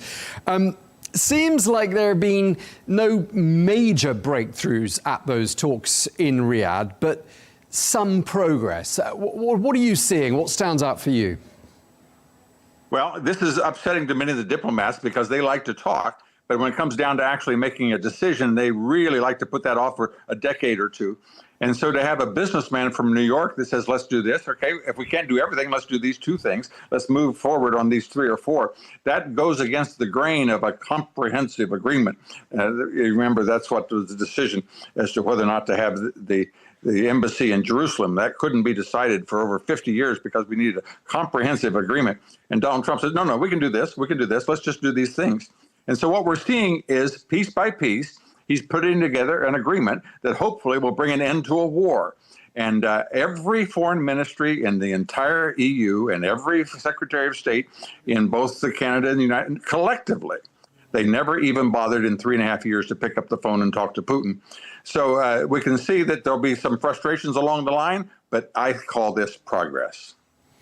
Okay, I mean, a few bits of information have sort of been drip-fed out of those talks in Riyadh. We understand that sanctions targeting Russian agriculture are now going to be lifted by the United States. It seems that there's going to be a maritime ceasefire in the Black Sea, although that's not 100% set in stone yet. I mean, it does sound, doesn't it, from that that's yet more concessions to the Russian side. What's Ukraine getting in return? Anything? Well, one of the things that they can get in return is our desire is to bring peace and survival. And at the rate that we're going, the idea, this is like a fourth grade agreement, as much as it takes for as long as it takes. That is not a strategy for a war. That is a strategy for the annihilation of people. And of course, we all understand and believe that Putin would have never done this had he not been assured 3 different times when he put 30,000, 60,000, and 90,000 troops on the border of Ukraine. And finally, when asked what the United States response would be, Mr. Biden said, well, it depends on the extent of the excursion. And the understanding was that Russia would be in Kiev in 3 days and it would all be over. That's what preempted this situation. Well, now the United States is committed to having a long-term permanent relationship and making it abundantly clear to Russia that Ukraine is going to survive. Now, in the process of having gone through this, there's going to be a compromise on certain parts of territory. And to think that we can just press a button and go back to the way it was before the Democrats took control in 2021, that probably isn't going to happen. There'll be disappointments on both sides, not the least of which will be the Russians. But it's essential for all of us to begin to get all of us working together rather than this triad of Russia, China, and Iran that is a threat to the Middle East and a threat to Europe and the United States.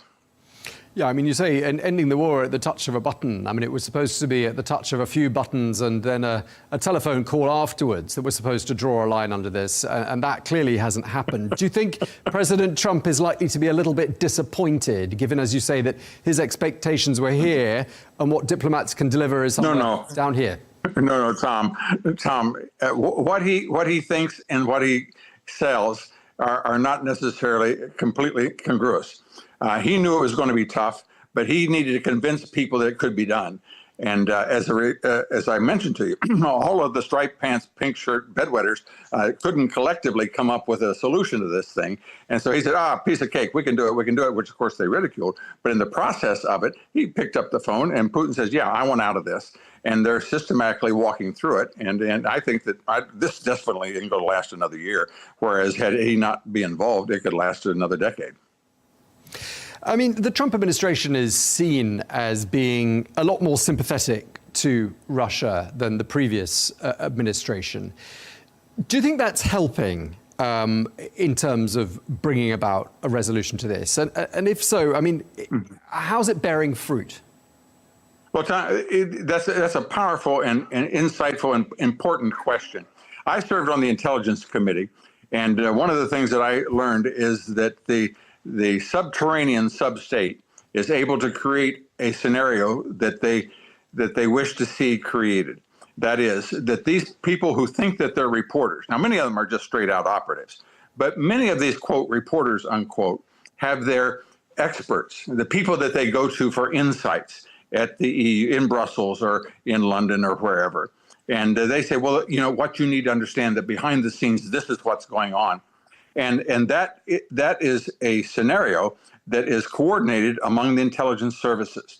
Now, the truth of the matter is, if you take any single point, and you will discover that the reason that Putin didn't move an inch under Donald Trump was because at every point that he started to, Trump thumped him repeatedly, not the least of which was the the pipeline, in which he canceled the pipeline. Well, that cut off his finances. And so that he couldn't go to war. Once Biden came in, and once Germany started paying them over $100 million, the EU paid $130 million a month for energy. That finances his war against Ukraine. So in all of these things, we can go on and on with other examples. That in the process, the friendship, the ease with which Putin has operated under the Democrats is significantly more open than it was under than it was under Trump. Trump was very forceful against Putin. Putin knows it and he respects it. And so this idea that somehow or another he's a Putin puppet is belied by any single reference economic, military, or political. I mean, they're not just talking about Ukraine, are they, there in Saudi Arabia? I mean, the talks are now finished, but we understand, according to the Russian delegation, one of the key figures there, a seasoned diplomat by the name of Grigory Karasin, said, quote, "We're talking about everything. It was an intense dialogue, not easy, but very useful for us and the Americans. Lots of problems were discussed." I mean, aside from Ukraine, I mean, what sorts of issues do you think they're trying to sort of fix over those discussions? Well, everyone who is outside this axis, Russia, China, Iran, is in jeopardy when that alliance. And what has happened over the last 4 years is that the Russians and the Chinese have always been at odds for 300 years. That relationship has been forced more closely than it's ever been in this millennia. And you and I have watched it, and it was forced because of errors made by the United States and the European Union. Now, what Donald Trump is doing is saying, because Russia, your future is not with China. Your future is with Europe and the West. And by doing that, number one, and then cutting off the finances to Iran again, which is the source of financing the Houthis, the Hezbollah, the Hamas, and others. By doing those two things, he is putting things back to the way it was before the Democrats took power in 21. That is to break up that triad that's a threat to all of us. So at Riyadh, and I really appreciate what the Saudis have done here across the board in many instances. And hosting this, I think we're going to see tremendous progress. And if we can stop the killing, that has to be done. Trump ain't going to do anything with anybody in Russia until the shooting stops. And once you stop the shooting, then we can begin to have some rapprochement so that Russia can see its future is with with Europe and not with China, number one. Then number two is never in the history of the United States of America, never in the history of the United States of America has an American ship been attacked on the high seas with impunity. Never once until Joe Biden became president, and it happened 170 times by the Houthis in the Red Sea, such that the maintains of the shipping lanes around the world that are maintained by America since World War II, people had to go around Africa to avoid it. Now that has stopped, that will stop over the next couple of weeks as well. The world is going to get back into order because of Donald Trump. And you're going to see the sub-state, the people that are leaking the stories to these reporters, and they're going to say all manner of evil about him because war and chaos is what they prefer to peace and prosperity. And that's the competition. I mean, the United States, in terms of levers when it comes to negotiations about Ukraine or indeed any other matter with Russia, I mean, one key lever they've got are the sanctions that have clearly inflicted major harm on the Russian economy. Some pretty weak growth figures out of Russia were announced only in the last couple of days. But if any of those sanctions are pulled back or rescinded by the Americans, aren't they taking away one of their own very important trump cards that should perhaps be kept up their sleeves for use at a much later stage? What are your thoughts? That's an insightful question, and I think it would be a general table conversation. But if one wants to sit back and do not bet against Donald Trump, he's not 1/10 as stupid as people think that he is. He knows exactly what he's doing. He's 18 steps ahead of everybody. And in the end, they say, lo and behold, that's what they did with Reagan. He was lucky. Well, you're going to see he knows how to negotiate, and he's going to negotiate for peace, which is a very great frustration to the arms dealers around the globe and to the professional diplomats who, when there's peace, they don't have anything to do. So he's going to arouse their concern, but he's also going to bring peace and prosperity in the process. You just watch. Yeah, that's if the Russians are interested in that idea as well. And just, looking at how things are on the battlefield right now, I mean, the Russians are pretty firmly entrenched in 5 regions of Ukraine. They've managed to more or less expel the vast majority of Ukrainian military positions inside Kursk, where they've been since the month of August. I mean, what interest is there for the Russians after having lost, somewhere in the region of, we are told, 95,000 Russian lives? What would be the interest in stopping the fighting right now when it seems they've got the upper hand? Well, I think that the numbers of losses are actually much greater than that. I think that that the Putin government is much more vulnerable than many would appear. His friends, with all of their yachts parked around the Mediterranean, cannot get gasoline because of the sanctions, and there's frustration building. And I believe that the death count has been significantly higher. And of course, when the North Koreans were fighting, the North Korean soldiers that they captured, they said, we thought we were supposed to fight South Koreans. That's why we were sent here to fight South Korea. So the whole thing is very, it's not happy land, I'll tell you that. And I think he's looking for a way out. And I think Donald Trump is trying to arrange it. And also what he has to do then also is to cut off, as I said, he has to remove the success of the income that comes from Germany and from the EU on the one side. And of course, I don't think we would have ever been here had the United States either prevented the war to start or acted promptly in the first 6 or 8 months of the war. It was the piddling around that these people have done that have us to the point that you're exactly right. They've made a significant investment. Why did they want to give up that land for nothing? That's going to be complicated. It's much harder. Every day that's gone by, it's been harder. Every year that's gone by, it's gotten harder and harder and harder. There will be disappointment on the Ukrainian side, but the United States, in an agreement, not in a military agreement, but an economic agreement to protect their interests, are working out something with the Ukrainian government that will be hopefully stable and secure for the years ahead. That's what they want. And then as for Russia, the idea that they can continue in this war footing with nothing else to look forward to except dependent upon China is not a great future for Mr. Putin. And just lastly, in terms of what's been happening at the negotiating table, we've talked mostly about what's been discussed between the Americans and the Russians. But today there was a second round of talks between the Ukrainians and the Americans.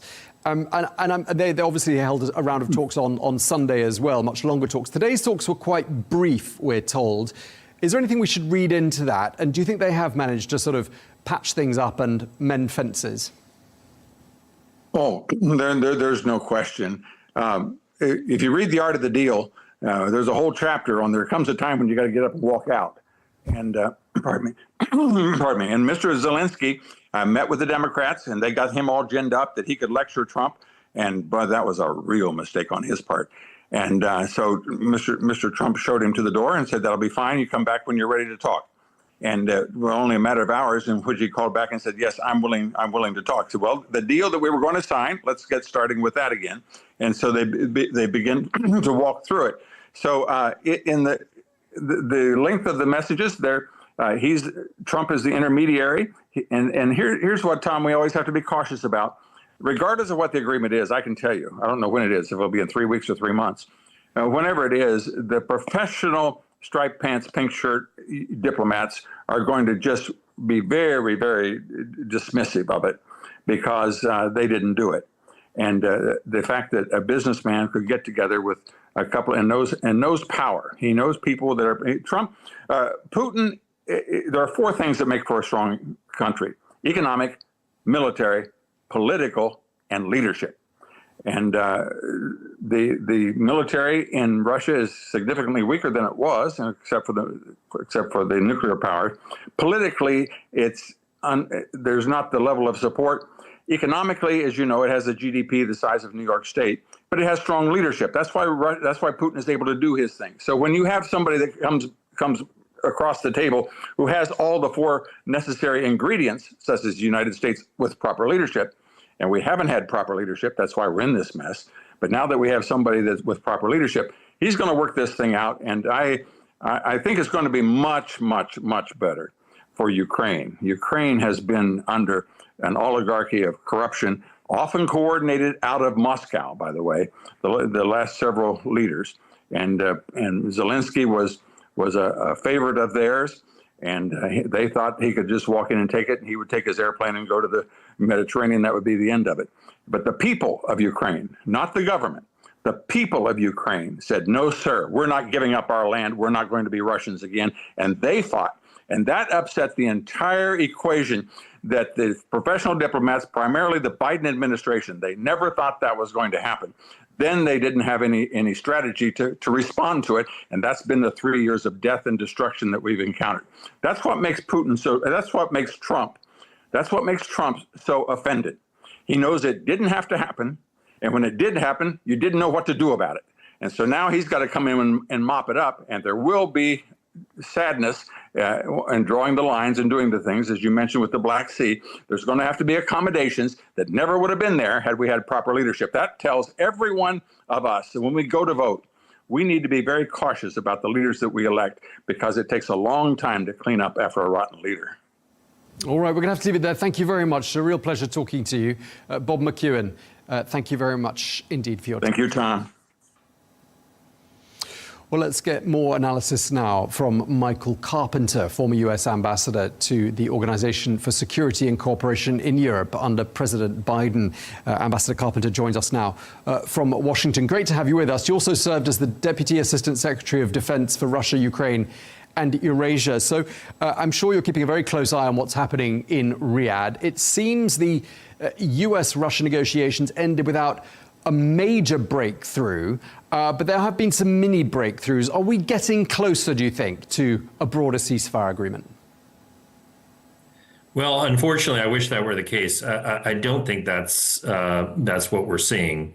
What we are seeing is a regeneration of talks that occurred roughly a year ago, where Ukraine was in talks through various intermediaries with Russia on elements of a Black Sea ceasefire.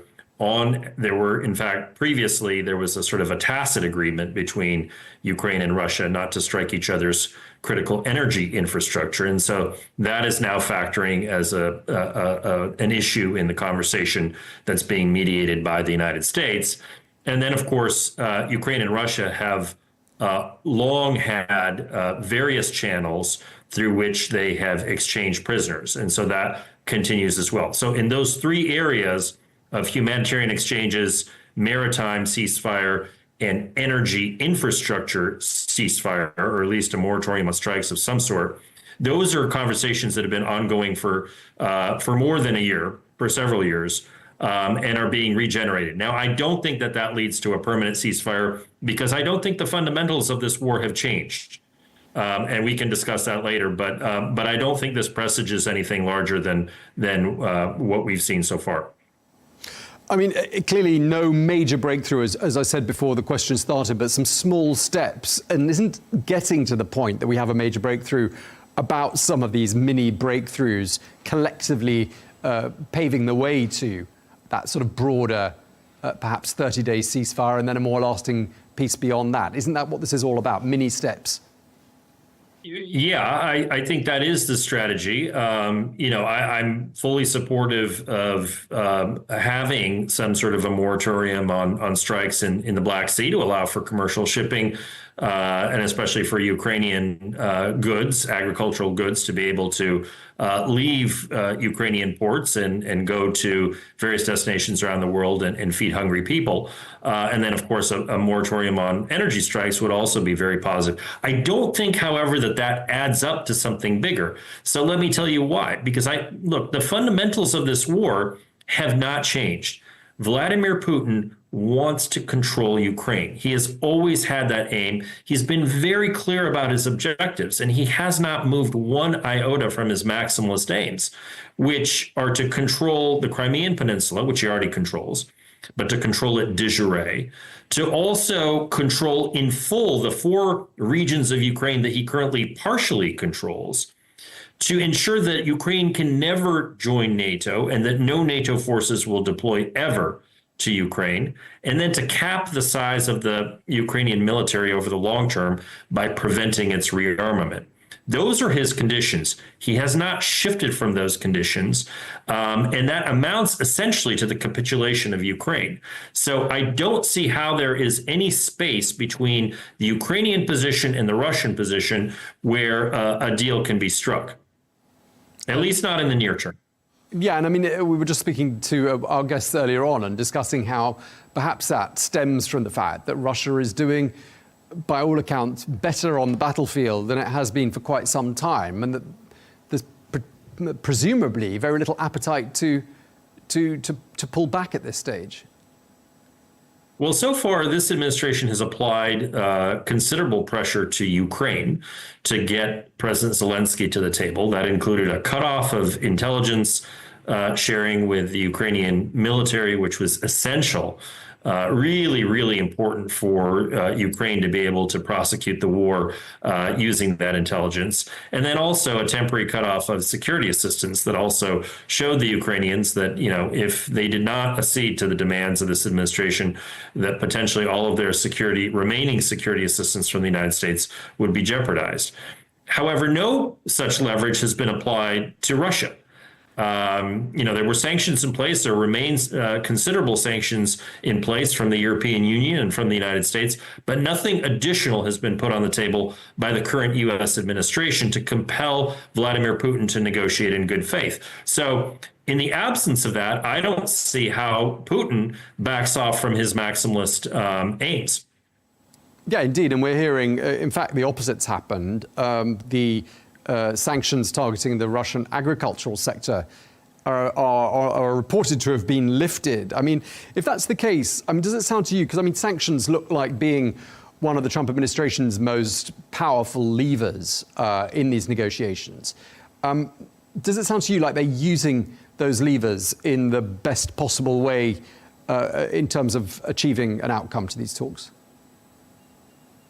Yeah, I think when you're using leverage in a negotiation, you want to show that you're able to ramp up that leverage as you enter into the negotiation. And then if the other party is to compromise and make good on some sort of either a temporary or more lasting ceasefire, then one would remove sanctions pressure as a sign of good faith to continue the negotiation. But to remove that pressure from the start will apply. So the pressure currently is being applied to the victim in this war, Ukraine, while the aggressor, Russia, which has invaded Ukraine and has instituted a filtration camp system with egregious torture and just brutal interrogation methods, essentially trying to wipe out Ukrainian identity, is sort of given a pass and is, and as you say, the agricultural sanctions, the lifting of those, or at least the partial lifting of those that has been announced,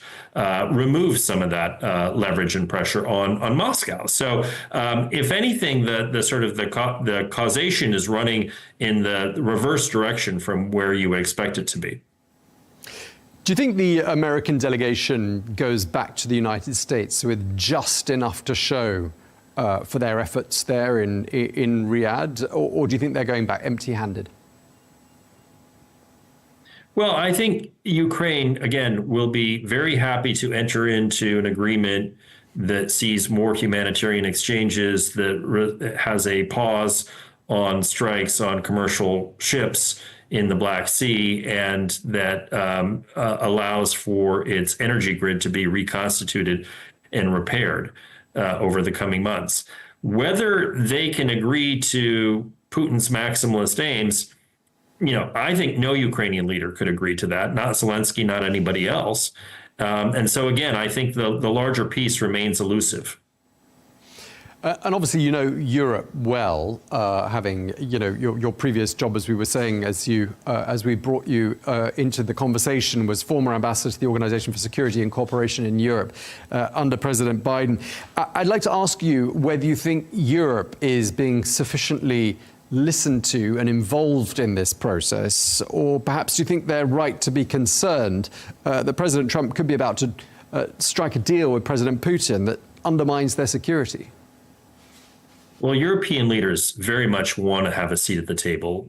They are worried that any sort of an agreement without security guarantees could be violated the very next minute as soon as the ink is dry on the agreement.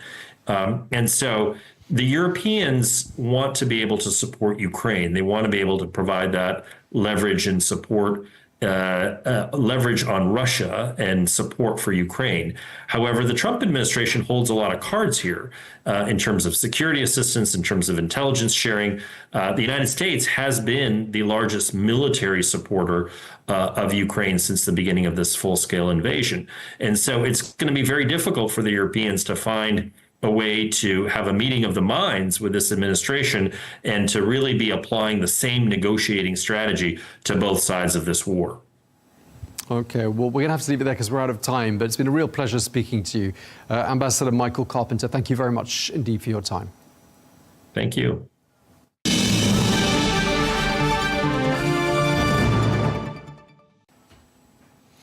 Now, the White House is insisting that no classified material was revealed during a chat between senior officials about strikes on Yemen.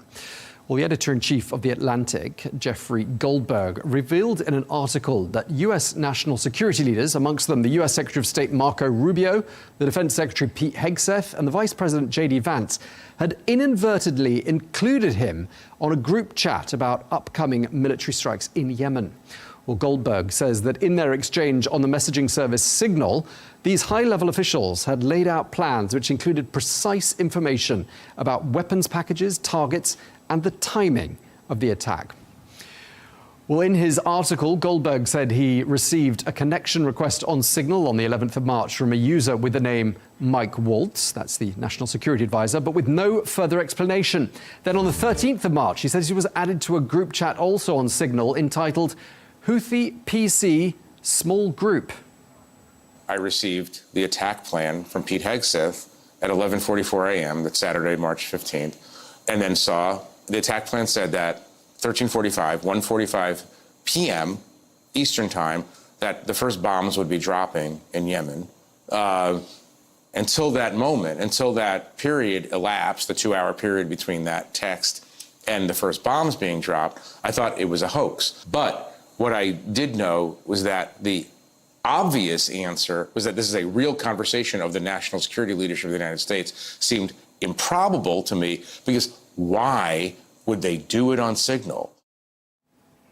Jeffrey Goldberg from The Atlantic speaking there. Well, when asked about this at the White House on Monday afternoon, President Trump told reporters he'd heard nothing about it. But today, President Trump dismissed that whole group chat security leak as a glitch and a non-issue.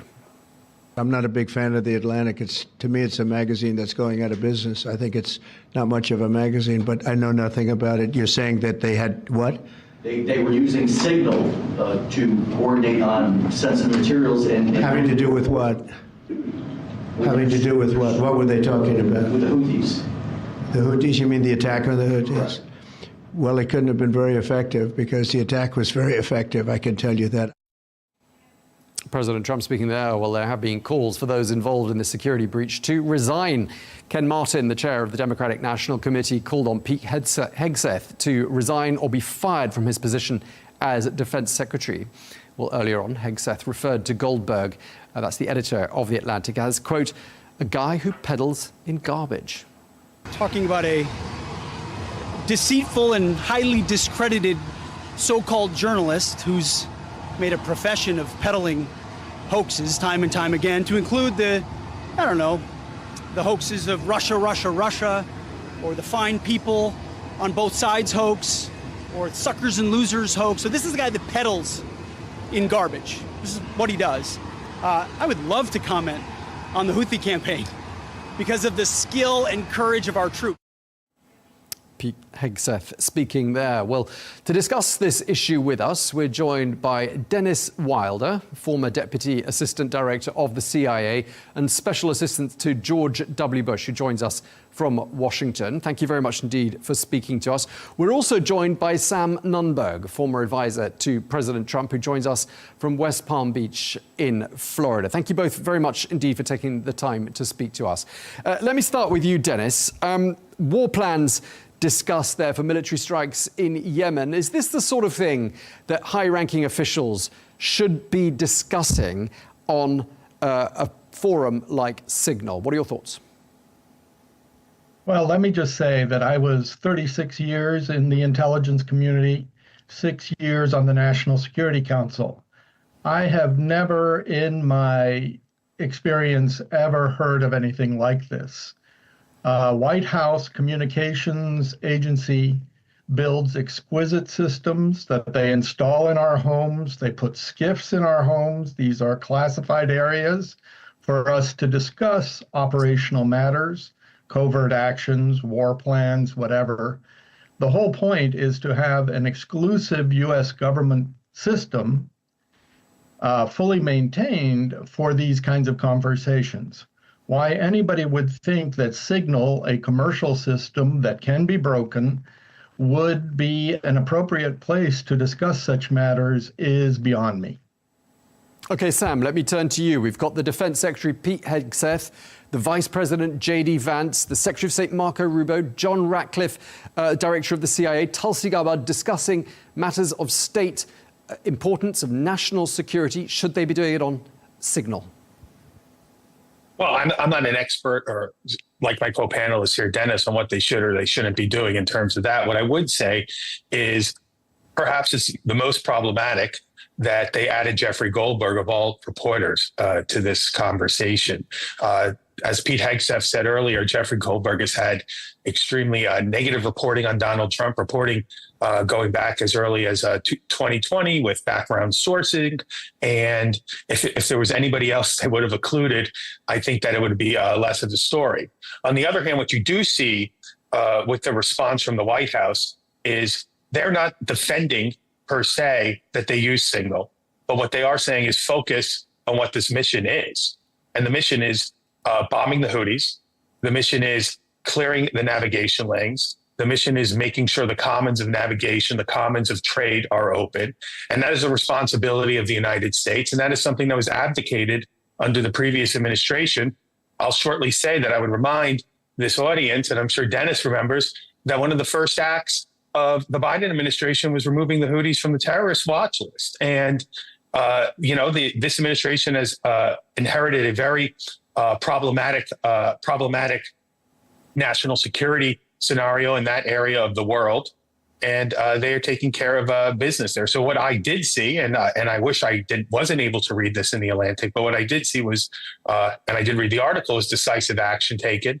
Was the president, was them having a coordinated a group. And let's just talk about who was in that group. I'm not defending that it was Signal, but one of the reasons that I feel that this administration has to feel that they have to go outside the norms of government is because of the way President Trump was treated by the national security apparatus in his previous administration, career people. So I would hope that there isn't a Signal group going forward on the Houthi attacks the Houthi defense operation by the United States. Okay, Dennis, let me turn back to you. I mean, President Trump calling this a glitch. He says it's not an issue, not a serious problem. What would you say to that? Well, first of all, I agree with my colleague that the Houthi strikes are entirely appropriate, necessary. They are terrorist. They are interrupting international commercial shipping. There is no reason to not prosecute conflict against them. In terms of what the president said, yes, this is a glitch. I would agree with him completely. And what I would hope is that this young National Security Council, this young National Security Advisor, will learn something from this experience and, frankly, never use Signal again. I understand, for example, at the Pentagon, there is a new report this morning that says people were warned against using Signal. Somebody has made a poor decision to tell the National Security Advisor that this is a system that he can use.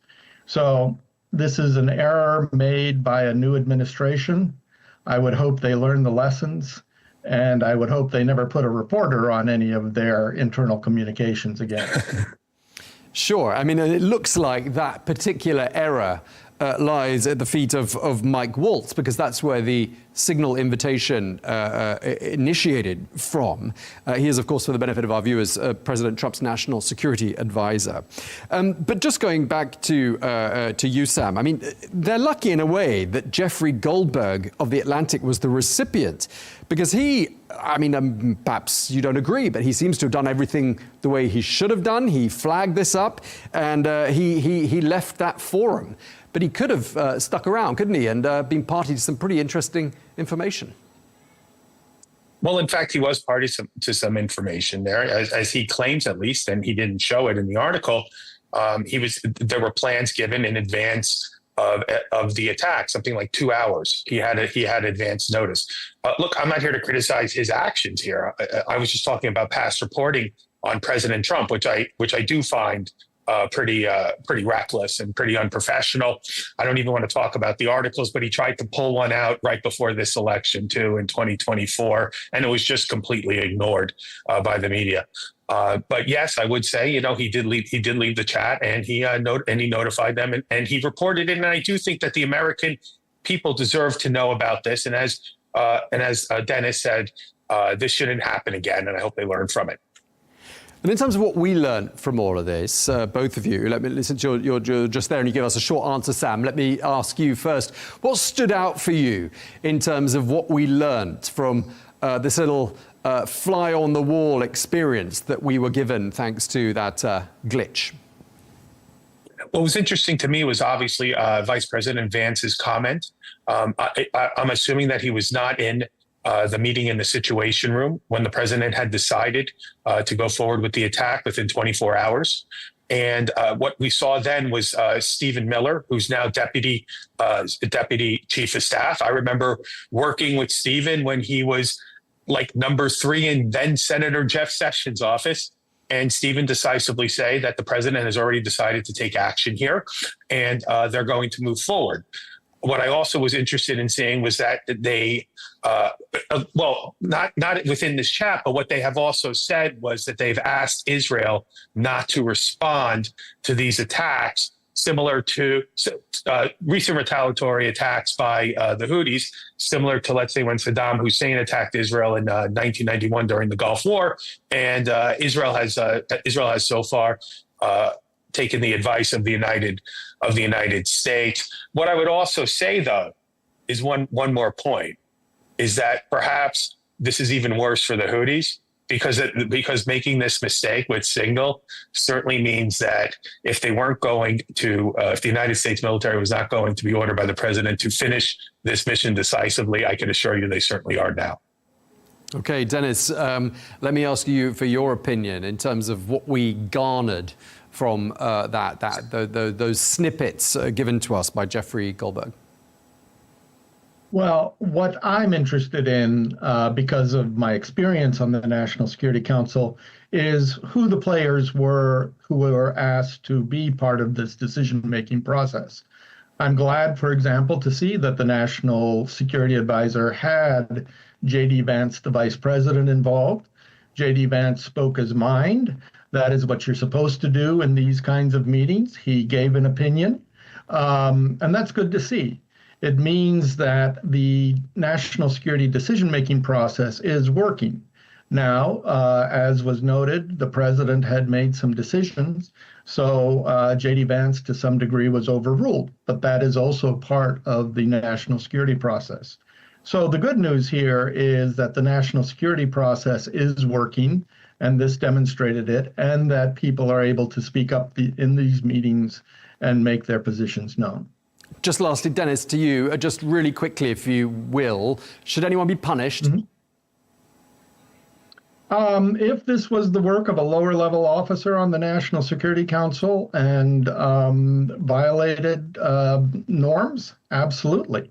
But I have no information yet to say who should be held accountable. Okay, we're out of time. I'm really sorry that it's been shorter than we'd have liked, but thank you very much for taking the time to speak to us. Dennis Wilder and Sam Nunberg, thank you very much indeed to both of you. A pleasure. Thanks.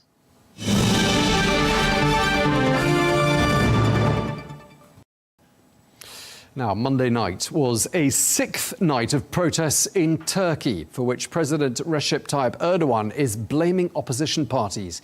He accuses them of provoking what he called a movement of violence. Well, the unrest began in Istanbul last Wednesday when the city's mayor, Ekrem İmamoğlu, that's President Erdogan's main political rival, was detained on corruption charges. Well, İmamoğlu claims that the allegations against him are all politically motivated. That's something that President Erdogan has firmly rejected.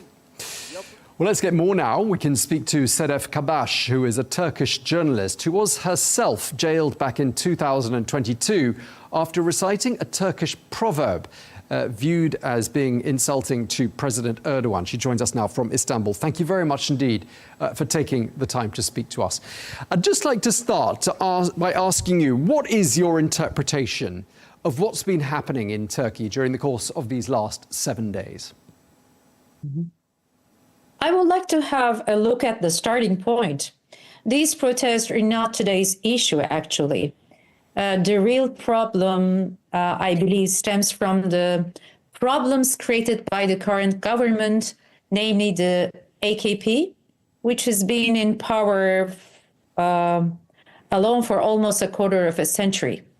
Can you believe we are talking about 25 years of time?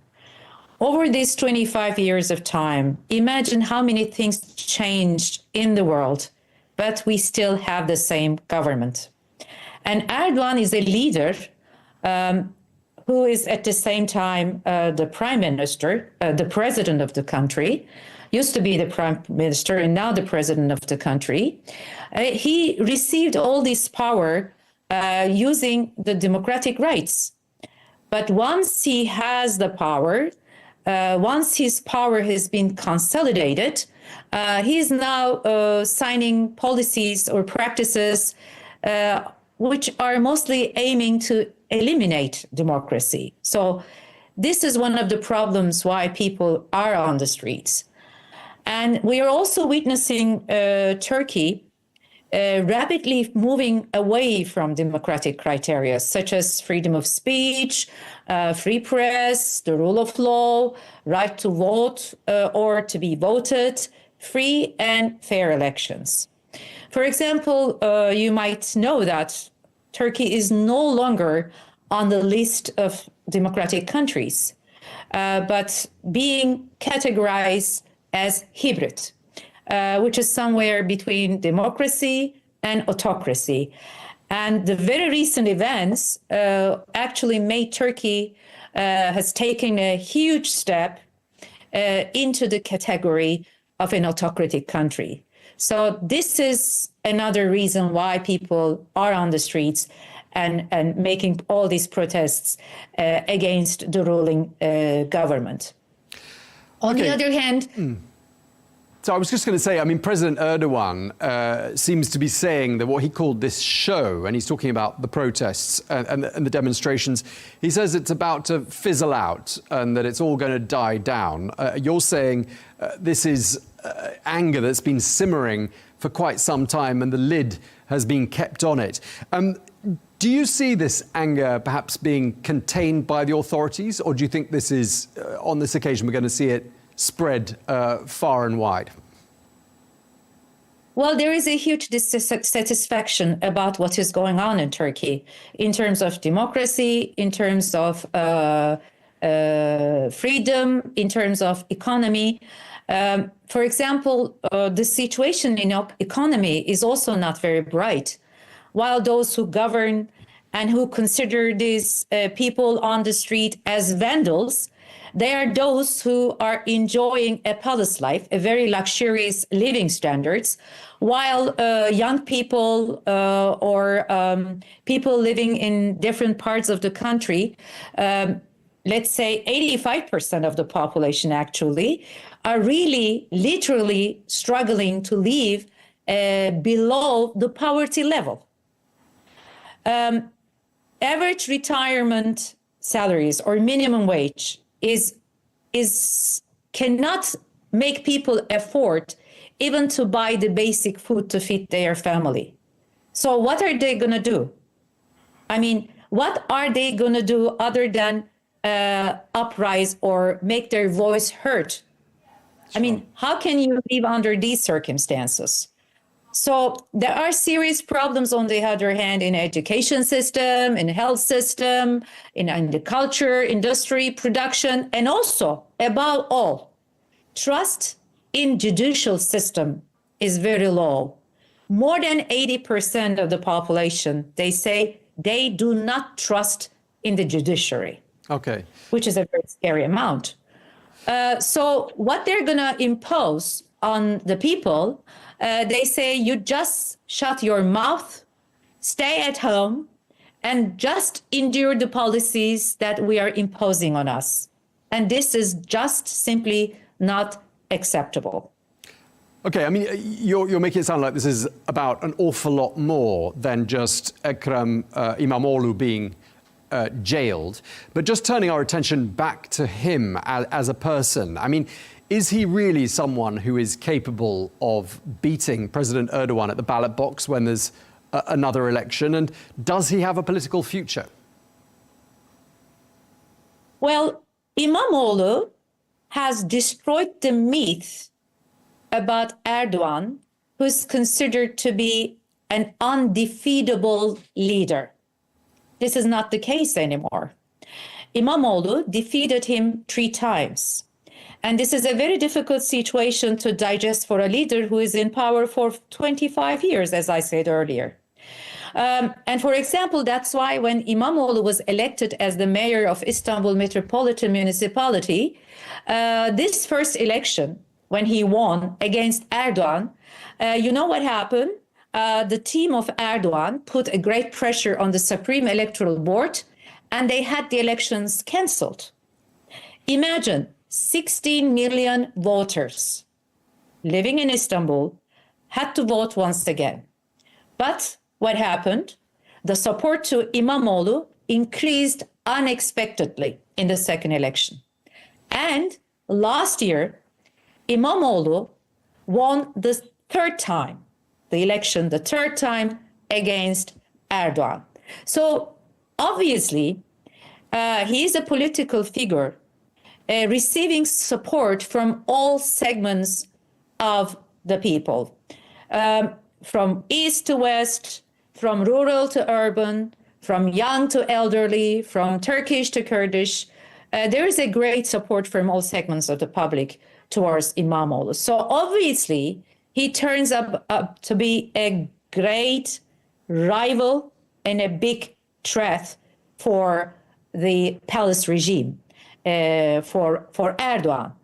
Therefore, these allegations against him, the timing is very ironic because they annulled his diploma, and they also opened this investigation against İmamoğlu right after he announced that he's going to be a candidate for the coming presidential elections. And just to pick up on that point, I mean, there isn't an election due, is there, until 2028? But are we looking here at someone nobody knows, laying the groundwork perhaps for an early election? Yeah, but nobody knows. If a government loses the majority support, and also in the last election, which was the local elections took place last year, CHP, the main opposition party, was the first party who won the elections. And AKP is no longer the first party in the country. It's the second party. And ultimately, it's obvious that it's going to losing more and more support from the people. So in a way, the ruling government, or the palace regime, as some people refer to, is losing its legitimate ground. Therefore, why not the opposition call for early elections? Why not people ask for early elections? So that's why the people on the streets are calling for Erdogan to resign. And do you think perhaps this could all backfire on President Erdogan? I mean, he's someone who himself spent some time in prison. It seems like a lot of former prime ministers of Turkey also spent time in prison and then had a remarkable reversal of fortunes and came back onto the political scene with an additional platform. Do you think that's something that might happen now with İmamoğlu, that he'll come back, he'll make a comeback, and he'll come back stronger than he was before any of this happened? It's so interesting. Even after all this year, you're talking about Erdogan being in prison, which is only 3 months. I was in a jail, in a cell actually, for 2 months. And I just refuse to talk about it all the time. And he's using this as a political coin, you know, all the time. So let's forget about it. He's in power for 25 years. He consolidated his power. He has a big control over judiciary, a big control over legislation, a big control on the media. And that's why we're calling it a one-man rule. And for sure, AKP, as I said earlier, and therefore Erdogan, because also this is another argument. Is there an AKP anymore? Is it just one man who is Erdogan? Because he has swollen his own party. People are mostly not voting for AKP, the party, but for Erdogan, for this cult of his leadership. And for this recent rebels and the protests show us that the support for AKP is diminishing. So what happens? Turkey seems like at a verge of serious turning point. The government, since no longer represents the majority in the country, since it's the second party, and since its efforts to eliminate democracy are being responded with big protests, what happens? Most probably Erdogan and his party, AKP, will issue more policies to increase the suppression, oppression, bans, censorship, and violence over the people. But however, this will also can backfire, not only politically, but also economically, because Turkey is also going through a very fragile economic situation and have very big financial difficulties. So facing a greater economic crisis can also put AKP and Erdogan in a more difficult situation. For example, the amount of dollars released to the market by the central bank from the Treasury reserves in just 3 days, they say it was more than $25 billion, which is a big amount. So in a way, it's a tricky thing.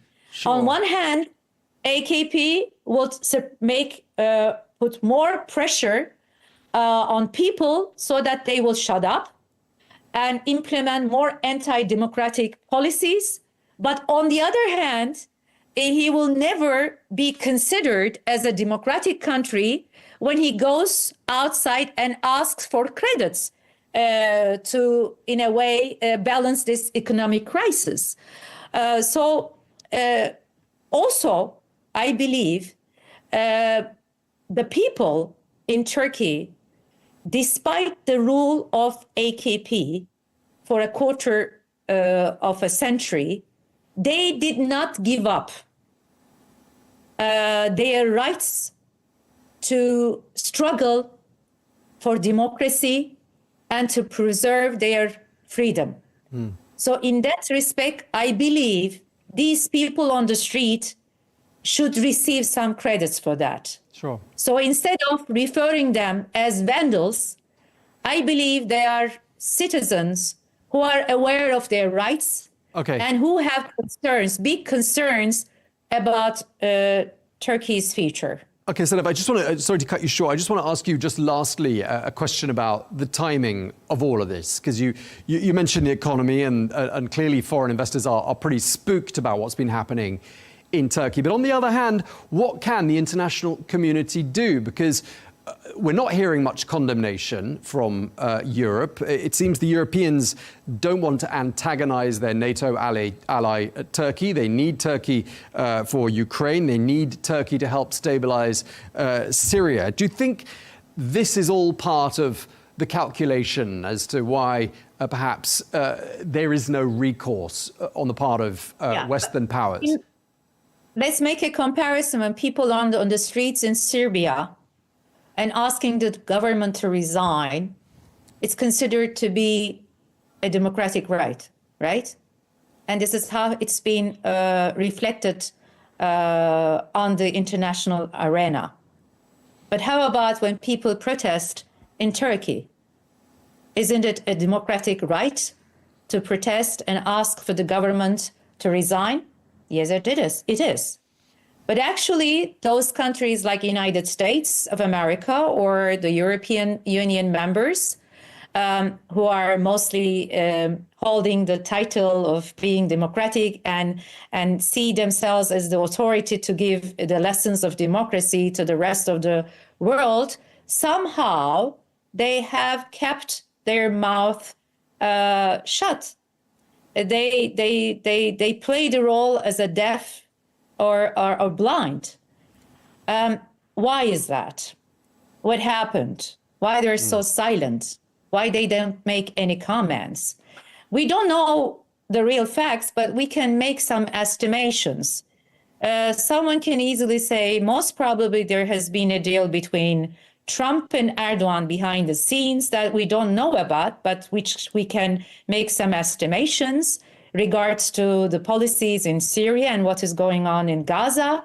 For example, Trump might have said, just don't say anything and stop using Gaza as a domestic political issue, although we decide to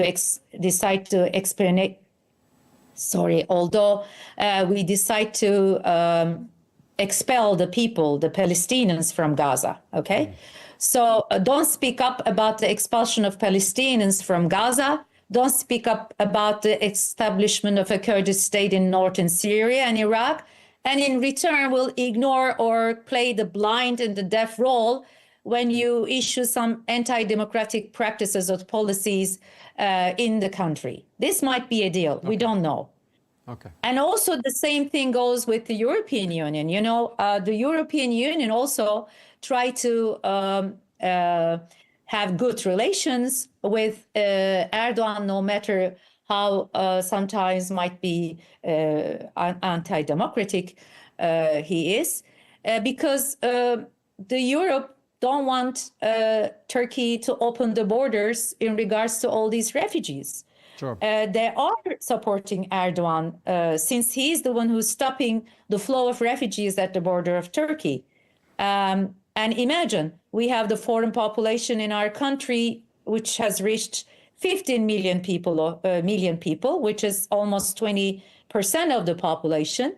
And the demographic structure of the country is being disrupted by the AKP for the peace of Europe.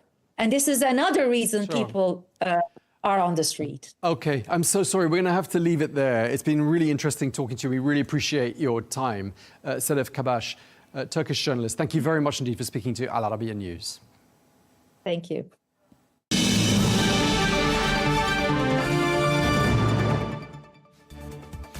Well, that is all we have time for on Global News today. Thank you very much indeed for watching. Be sure to join us again tomorrow for more exclusive interviews. Until then, bye-bye.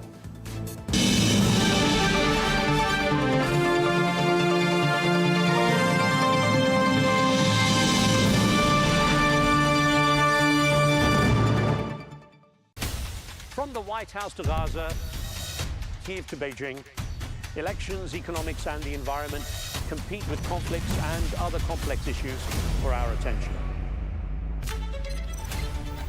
In an age of fake news, deepfake and artificial intelligence, they've got to have a vote and a say. It's important to look beyond the loudest voice to understand the truth.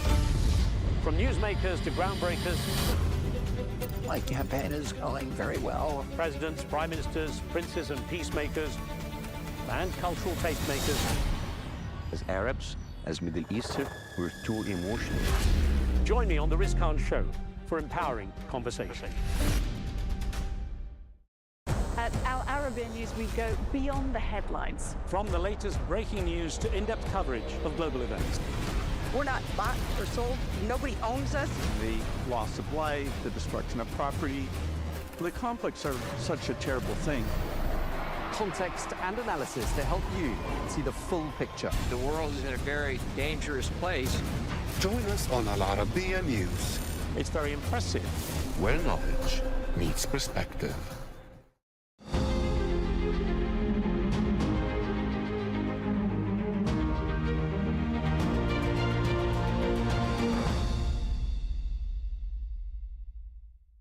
Hello and welcome to Al Arabiya News. I'm your host, Michal Prendergast.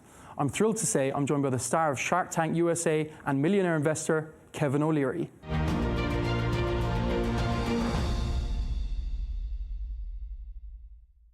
So Kevin, the world has been shocked about the return of Donald Trump. Are you shocked? No. The Democratic Party lost its way. They're no longer in touch with the electorate. There was a certain arrogance they had, and I think the problem started when Biden left the ticket, because in the democratic process, usually you have a convention, and so you start from scratch, and that process weeds out any weakness in candidates.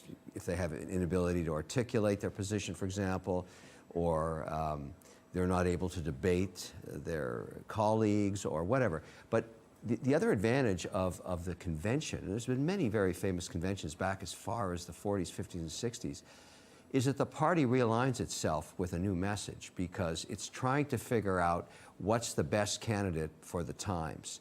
And they also get a tremendous amount of press, almost 5-6 weeks of press. That's not what happened here. What occurred was, I don't know if you want to call them the party elite, but the Pelosi's, the Schumers, the Obama, the deep even state, some movie stars, you know, they said, well, we're going to anoint Harris. And that was a mistake because Harris, while a very fine person, I'm sure, has never won anything. And last time she tried this, she didn't get a single delegate. So in 2020, in 2019 she failed, 2020 she failed again in 2024. The analogy I think that is best serving this thing is the Super Bowl of all political contests on earth is the American presidential election. There's no greater political event on earth. And if your quarterback gets injured, which is what Biden was, you don't put in a new quarterback that's never played a game or ever won one, ever. They got shellacked, and they've learned an important lesson. I looked at that map, the electoral map, while covering the election. It was turning redder than a lobster being boiled. I mean, he just took the nation. And I think they're doing a little soul searching now. But they had it coming to them. And as I like to say, Trump did them a huge favor. He actually helped that party. They don't know it yet, but they're going to have to take a spatula to it and scrape all of those candidates away and start from scratch with new leadership. They'll be a very competitive party. There's a lot of talent in the Democratic Party that never got a chance to compete. Now they will. Yeah, and speaking of Donald Trump, I've heard you say every Democrat has to thank him for saving American entrepreneurship and the American economy. Yeah, the concept, some of the ideas being proposed, specifically taxing unrealized gains, that's un-American. The idea of price controls, Soviet-style price controls, that's un-American.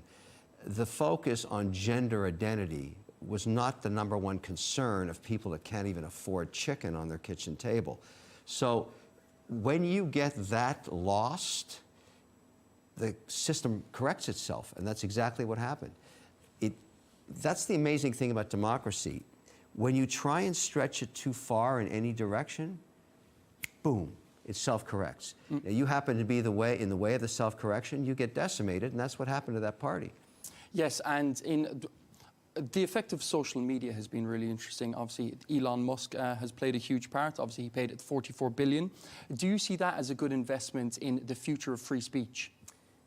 Well, as an investment, it wasn't a good investment because it's valued now at 11 to 12 billion. But that doesn't matter. What he did do is keep alive the concept of free speech, because in a democracy, you're always dealing with 2.5% lunatic fringe. The cost of freedom of speech is the lunatic fringe. The minute you try and shut down the lunatic fringe, you're moving away from the concept freedom of speech. Everybody has a voice. You may not like what they say, but because they're part of the narrative, that is the core and the DNA of democracy. And so many ideas get tested, some get thrown out. And when you try and change that, again, the system self-corrects, and that's what happened here. So it's a very divided country now. We are going to have a new president with a full mandate. I mean, it looks like he's going to win the Senate and the House and the presidency. You can get a lot done for the first 2 years when you control everything. And so that's what's going to happen. And obviously Trump in his first 4 years, it might have been called a little inexperienced. I think this time he won't mess around. Well, he's actually signaled the market that he intends to hire seasoned veterans, AAA players that don't have a mandate to go in the White House and write a book 6 weeks later after they're fired. He doesn't want that. He doesn't want a rotating door anymore. He wants A players, and he's grooming his, he's got some very interesting people working on the inside to find the right people for every single position in cabinet. And I think it's going to be a fantastic government, because it's going to focus on what the people want. They want security at the border. They've already said that. They want a reduction in inflation. The way you do that is you reduce energy costs. They want to strip away all the regulatory environment that the Biden administration put on. $1 trillion worth of burdensome regulation. He will tear that off like a Band-Aid, rip it right off, and the economy, as you can see, indexed by the market, the buoyancy that happened as soon as they figured out that he was going to be president, was pretty happy with that outcome. This is good for business. And when the economy is buoyant and people are getting employed, it's good for everybody. So, you know, the Democrats are licking their wounds, but in 6 weeks, everybody forget about it, and we'll move on. It'll be a great thing for everybody. I think the U.S. is in a renaissance period. And I'm not really shilling for politicians. I never do that. I shill for policy. I care about policy. I care about entrepreneurship. I care about investing. I care about the American dream. I'm an ambassador for it. I want that to work, because my family, you know, is American, and they're working in the U.S. I want the best we can get for that country every day, and this is how you do it. And speaking in terms of efficiency, Elon Musk has famously, he sacked, or he got rid of 85% of Twitter, and it's still running pretty flawlessly. There's been a lot of speculation that he might get the Secretary of State for Government Efficiency. Would you like to see that? What could someone like Elon Musk do in terms of saving tax dollars? I don't think he'll take an actual specific role in cabinet. I think what he will do is be a consultant for the American people, identify inefficiencies, and get the whacking stick out. I love that idea. I love the idea that we've never really scraped the fat out of the federal government, and it's big, porky, fat, dripping with opportunity to cut, cut, cut, cut, cut. But the only way you can do that is you need a mandate from the top dog, the president, because no agency wants to be downsized. You walk in saying, I want to fire a third of you. They're not going to help you. But he'll identify opportunity. I call it release the hounds, because what taxpayer, regardless of what your politics are, red or blue or independent, who wouldn't want to save money by just chopping out all the waste in the federal government? And I think if there's one man that has the ability to do that, proven executional skills, it's Elon Musk. So I really endorse this idea. Well, I think it could be a great team, obviously, with Donald Trump and the art of the deal. To speak on the international scale, with tariffs, obviously it's a word that Trump has bandied around a lot. What does that mean for, I suppose, the average Joe in America, and for the future of international trade? We're looking at China, we're looking at EV production. What do Trump's tariffs mean? So tariffs were used as a form of rhetoric, weaponry during the election cycle. Harris called them sales tax, like a VAT tax that we have in Europe. That's not what they are. In fact, there's a bill cruising around the Hill right now in the U.S. It's a tariff reciprocal act. And what it says is any of our trading partners that impose tariffs will put a reciprocal, identical tariff So if Germany puts 10% on cars, we'll put 10% on their cars coming to the U.S., that kind of thing. And of course, there's a new act, the new NAFTA 2.0, if you want to call it that governs Canada, the United States, and Mexico, big trading partners. The one entity that I think you're going to see a lot more pressure on is China. China doesn't abide by the rules of the WTO. They joined in 1999 with all kinds of promises to play by the rules, and they never did. So I'm an advocate for using tariffs to squeeze their heads like teenage pimples. And the way I make that is, point that out, is to say, look, the only way a supreme leader stays in power perpetually is everybody has bread and butter. You have to have a job, otherwise you ride against the supreme leader. And that's just the way it is in a communist dictatorship. So the way you squeeze the supreme leader's head is you say, look, let's pick a sector. I'm just going to use an example. Yoga mats. Let's say the U.S. orders 1 million yoga mats a week from China. You put a 400% tariff on it. And all the people making yoga mats in China lose their jobs. And they don't have any bread and butter anymore. And the Supreme Leader goes, oh my goodness, I don't have any jobs for these yoga mat makers. And then you say, well, where else can we inflict some damage? Let's do it in this sector. Put on 400% tariff there, squeezing that teenage pimple till it pops. Then he gets on an airplane and flies to Washington saying, just kidding, just kidding. I want to work out and be part of the Reciprocal Tariff Act. Because China only understands the stick. They don't understand anything else. It's a game of chicken. Well, Trump scares his adversaries because he's unpredictable. He's just very unpredictable. When you know what your adversary is going to do all the time and they signal it to you beforehand, you're not scared of him anymore. They're scared shitless of Trump. And that's, excuse my French, but that's basically how it works. That's why you're seeing all these guys saying, oh, we want to have peace now. Now we want to stop. Because he's very unpredictable. So in the case of China, squeezing the supreme leader to the table is a good thing. So I would like to go to 400% tariffs. Because I do business in China. They don't play by the rules. And how about on EVs? Because obviously, even a 20% or even a 30% tariff on EVs, I believe in the EU, they're trying to flood the market. Obviously, Germany's not happened. We've seen Volkswagen cut 1,000 jobs in 2 months ago. The point is, tariffs are temporary. They're a negotiating tactic. But if you're going to put them on, don't screw around. Go to 400%. Make it impossible for them to sell any widgets anywhere. So if you put 400% on an EV, no one's going to buy it. Only the Chinese can buy it. So all the people making the EVs, no bread, no butter. That's how you do it. Now, if I was the minister of Chinese head squeezing, that's how I would do it. And believe me, they will be at the table so fast because they cannot afford to have unemployment in that economy. And it's showing some cracks there. So you want to hit them while they're down and bring them to the table. They cheat on IP, they steal, you can't use their courts. A good example that people should focus on is Twitter, or not Twitter, but TikTok. TikTok has been deemed Chinese spyware by the American Congress. That's a bipartisan bill. By midnight on Jan 19th in the US, the servers are going to get turned off. I've heard you say as well that you would like to buy it via a consortium. Do you want to buy Twitter or TikTok? I would definitely buy TikTok. I would buy it because it's a great, it depends what I get with it. If I don't get the algorithm, all I'm getting is a mailing list, so I'd pay a lot less for that. But we'll see how this goes because remember, they did this in India. After 4 years, they had 200 million users on it, and the supreme leader would not, play by the rules with the Indian government, and they said, we'll just turn it off. And everybody was squeamish for a week, and then they forgot about it. They just drifted onto other social media platforms. So again, squeezing the supreme leader's head there is good, and it is spyware. I would never put that on a phone that I have sensitive data on. It's Chinese spyware. Everybody knows that. That's why it's shut down. They just shut it down in Canada. I mean, they're going to shut it down everywhere. But this is the arrogance of the supreme leader. He doesn't care. So you've got to squeeze his head. He will appreciate the head squeezing. He will thank you for it.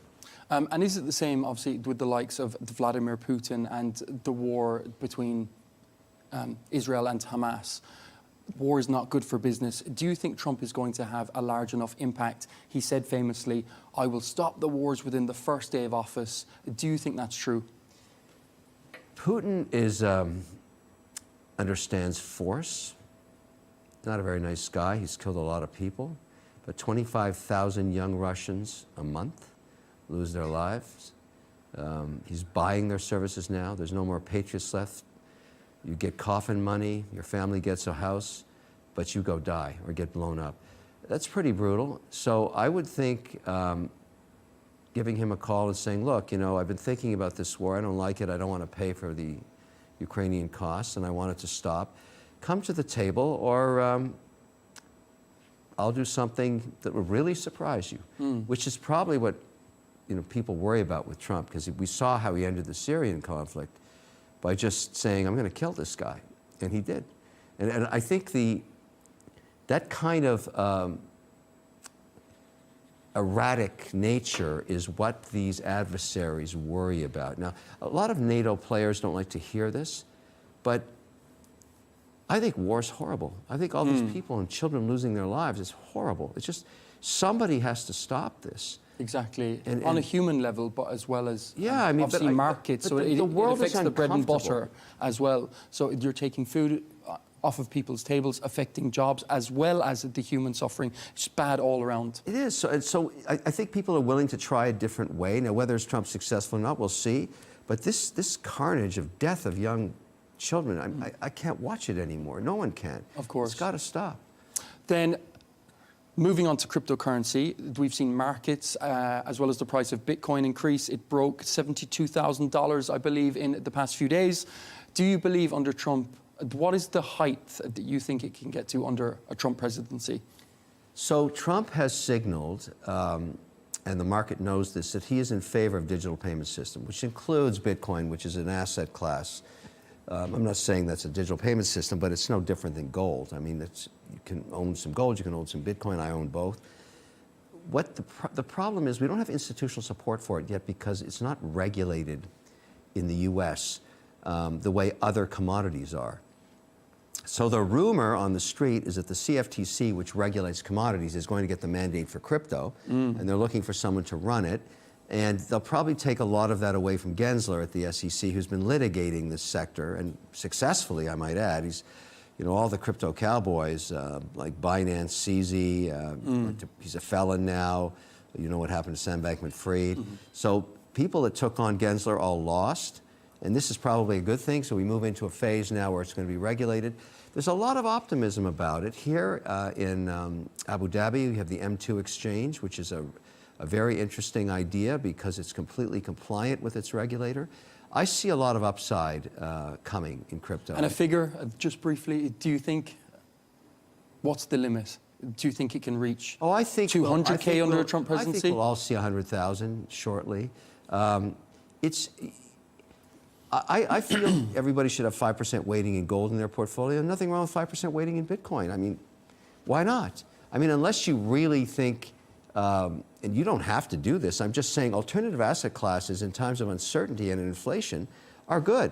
I mean, I own gold and I've had it my whole life. I was given a locket from my Irish father when I was 11 years old that had a gold coin in it. That's when I fell in love with it. I've had that ever since. And I own bullion, I own ETFs. I mean, gold is gold. The Romans loved it, I love it.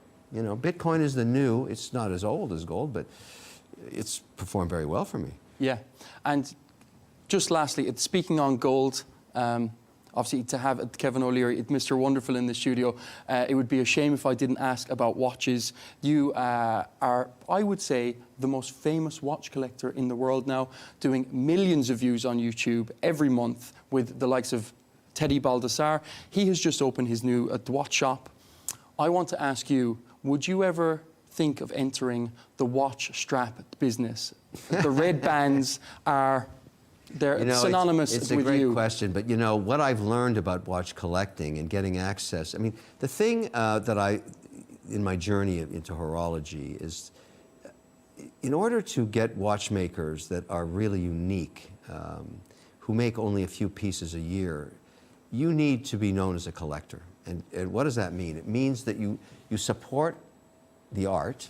It's no different than contemporary art, and you don't flip them. So flipping a watch, when you get a reputation for buying it at the entry price from the watchmaker and then turning around and selling it for 4 times that the next week, you're not a collector, you're just a flipper. And the watch community is very small. You know, in terms of the makers, there's probably 25 makers of consequence worldwide. The word gets out overnight that you're not a real collector. And so it takes a long time to earn the trust of an F.P. Journe or a Simon Britt or any of these makers. And I'm known I've never sold a watch. And so I have a very vast collection, and I'm a dial guy, as you know. So I'm always looking for the new dial. I'm wearing a Moser, a unique dial here. And of course, this is a classic Daytona. I thought, this is New York time, this is Abu Dhabi time. And so I support. The thing about getting into the business of retailing watches or retailing bands is all of a sudden. I'd buy it, Kevin. Yeah, no, I'm 100%. You're no longer I'll pay a penny collector. for an O'Leary band. But I'm very fortunate. Every watch company knows I won't wear it unless it has a red band. So they don't even offer me watches if they can't put a red band on. I would never buy them. So my whole thing's red band because it looks fantastic. Great with gold, great with platinum. I mean, this looks gorgeous. Works with my red. Of course. I just wonder if like on Shark Tank. Yeah, the whole thing is, you know, it's just over the years it's become one of my things. But each maker, watches are really a beautiful thing because they mark a period in your life. Every time I do a big deal, I buy a new watch, and I associate that deal with that watch. And you know, my daughters try and steal them, my wife, my son. Nobody gets to touch my watches. Like, that's it. That's the one thing that I've got. They're in vaults all around the world, you know, and I just love it. I just have so much fun. And the reason I like it is the community of watch collectors that I know all around the world are very eclectic. Surgeons, artists, financiers, royalty, you name it. And journalists? Yes, journalists. We share the passion of watches, and I think it enriches my life. Great. Kevin O'Leary, a millionaire investor, host of the Smash Hit Show at Shark Tank. Thank you so much for your time. You got it. Thank you.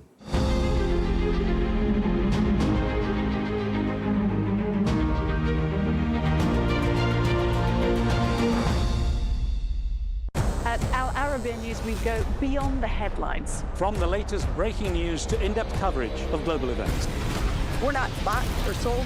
Nobody owns us. The loss of life, the destruction of property. The conflicts are such a terrible thing. Context and analysis to help you see the full picture. The world is in a very dangerous place. Join us on Arabiya News, It's very impressive. where knowledge meets perspective. From the White House to Gaza, Kiev to Beijing, elections, economics and the environment compete with conflicts and other complex issues for our attention. In an age of fake news, deepfake and artificial intelligence, They've got to have a vote and a say. it's important to look beyond the loudest voice to understand the truth. From newsmakers to groundbreakers, My campaign is going very well. presidents, prime ministers, princes and peacemakers, and cultural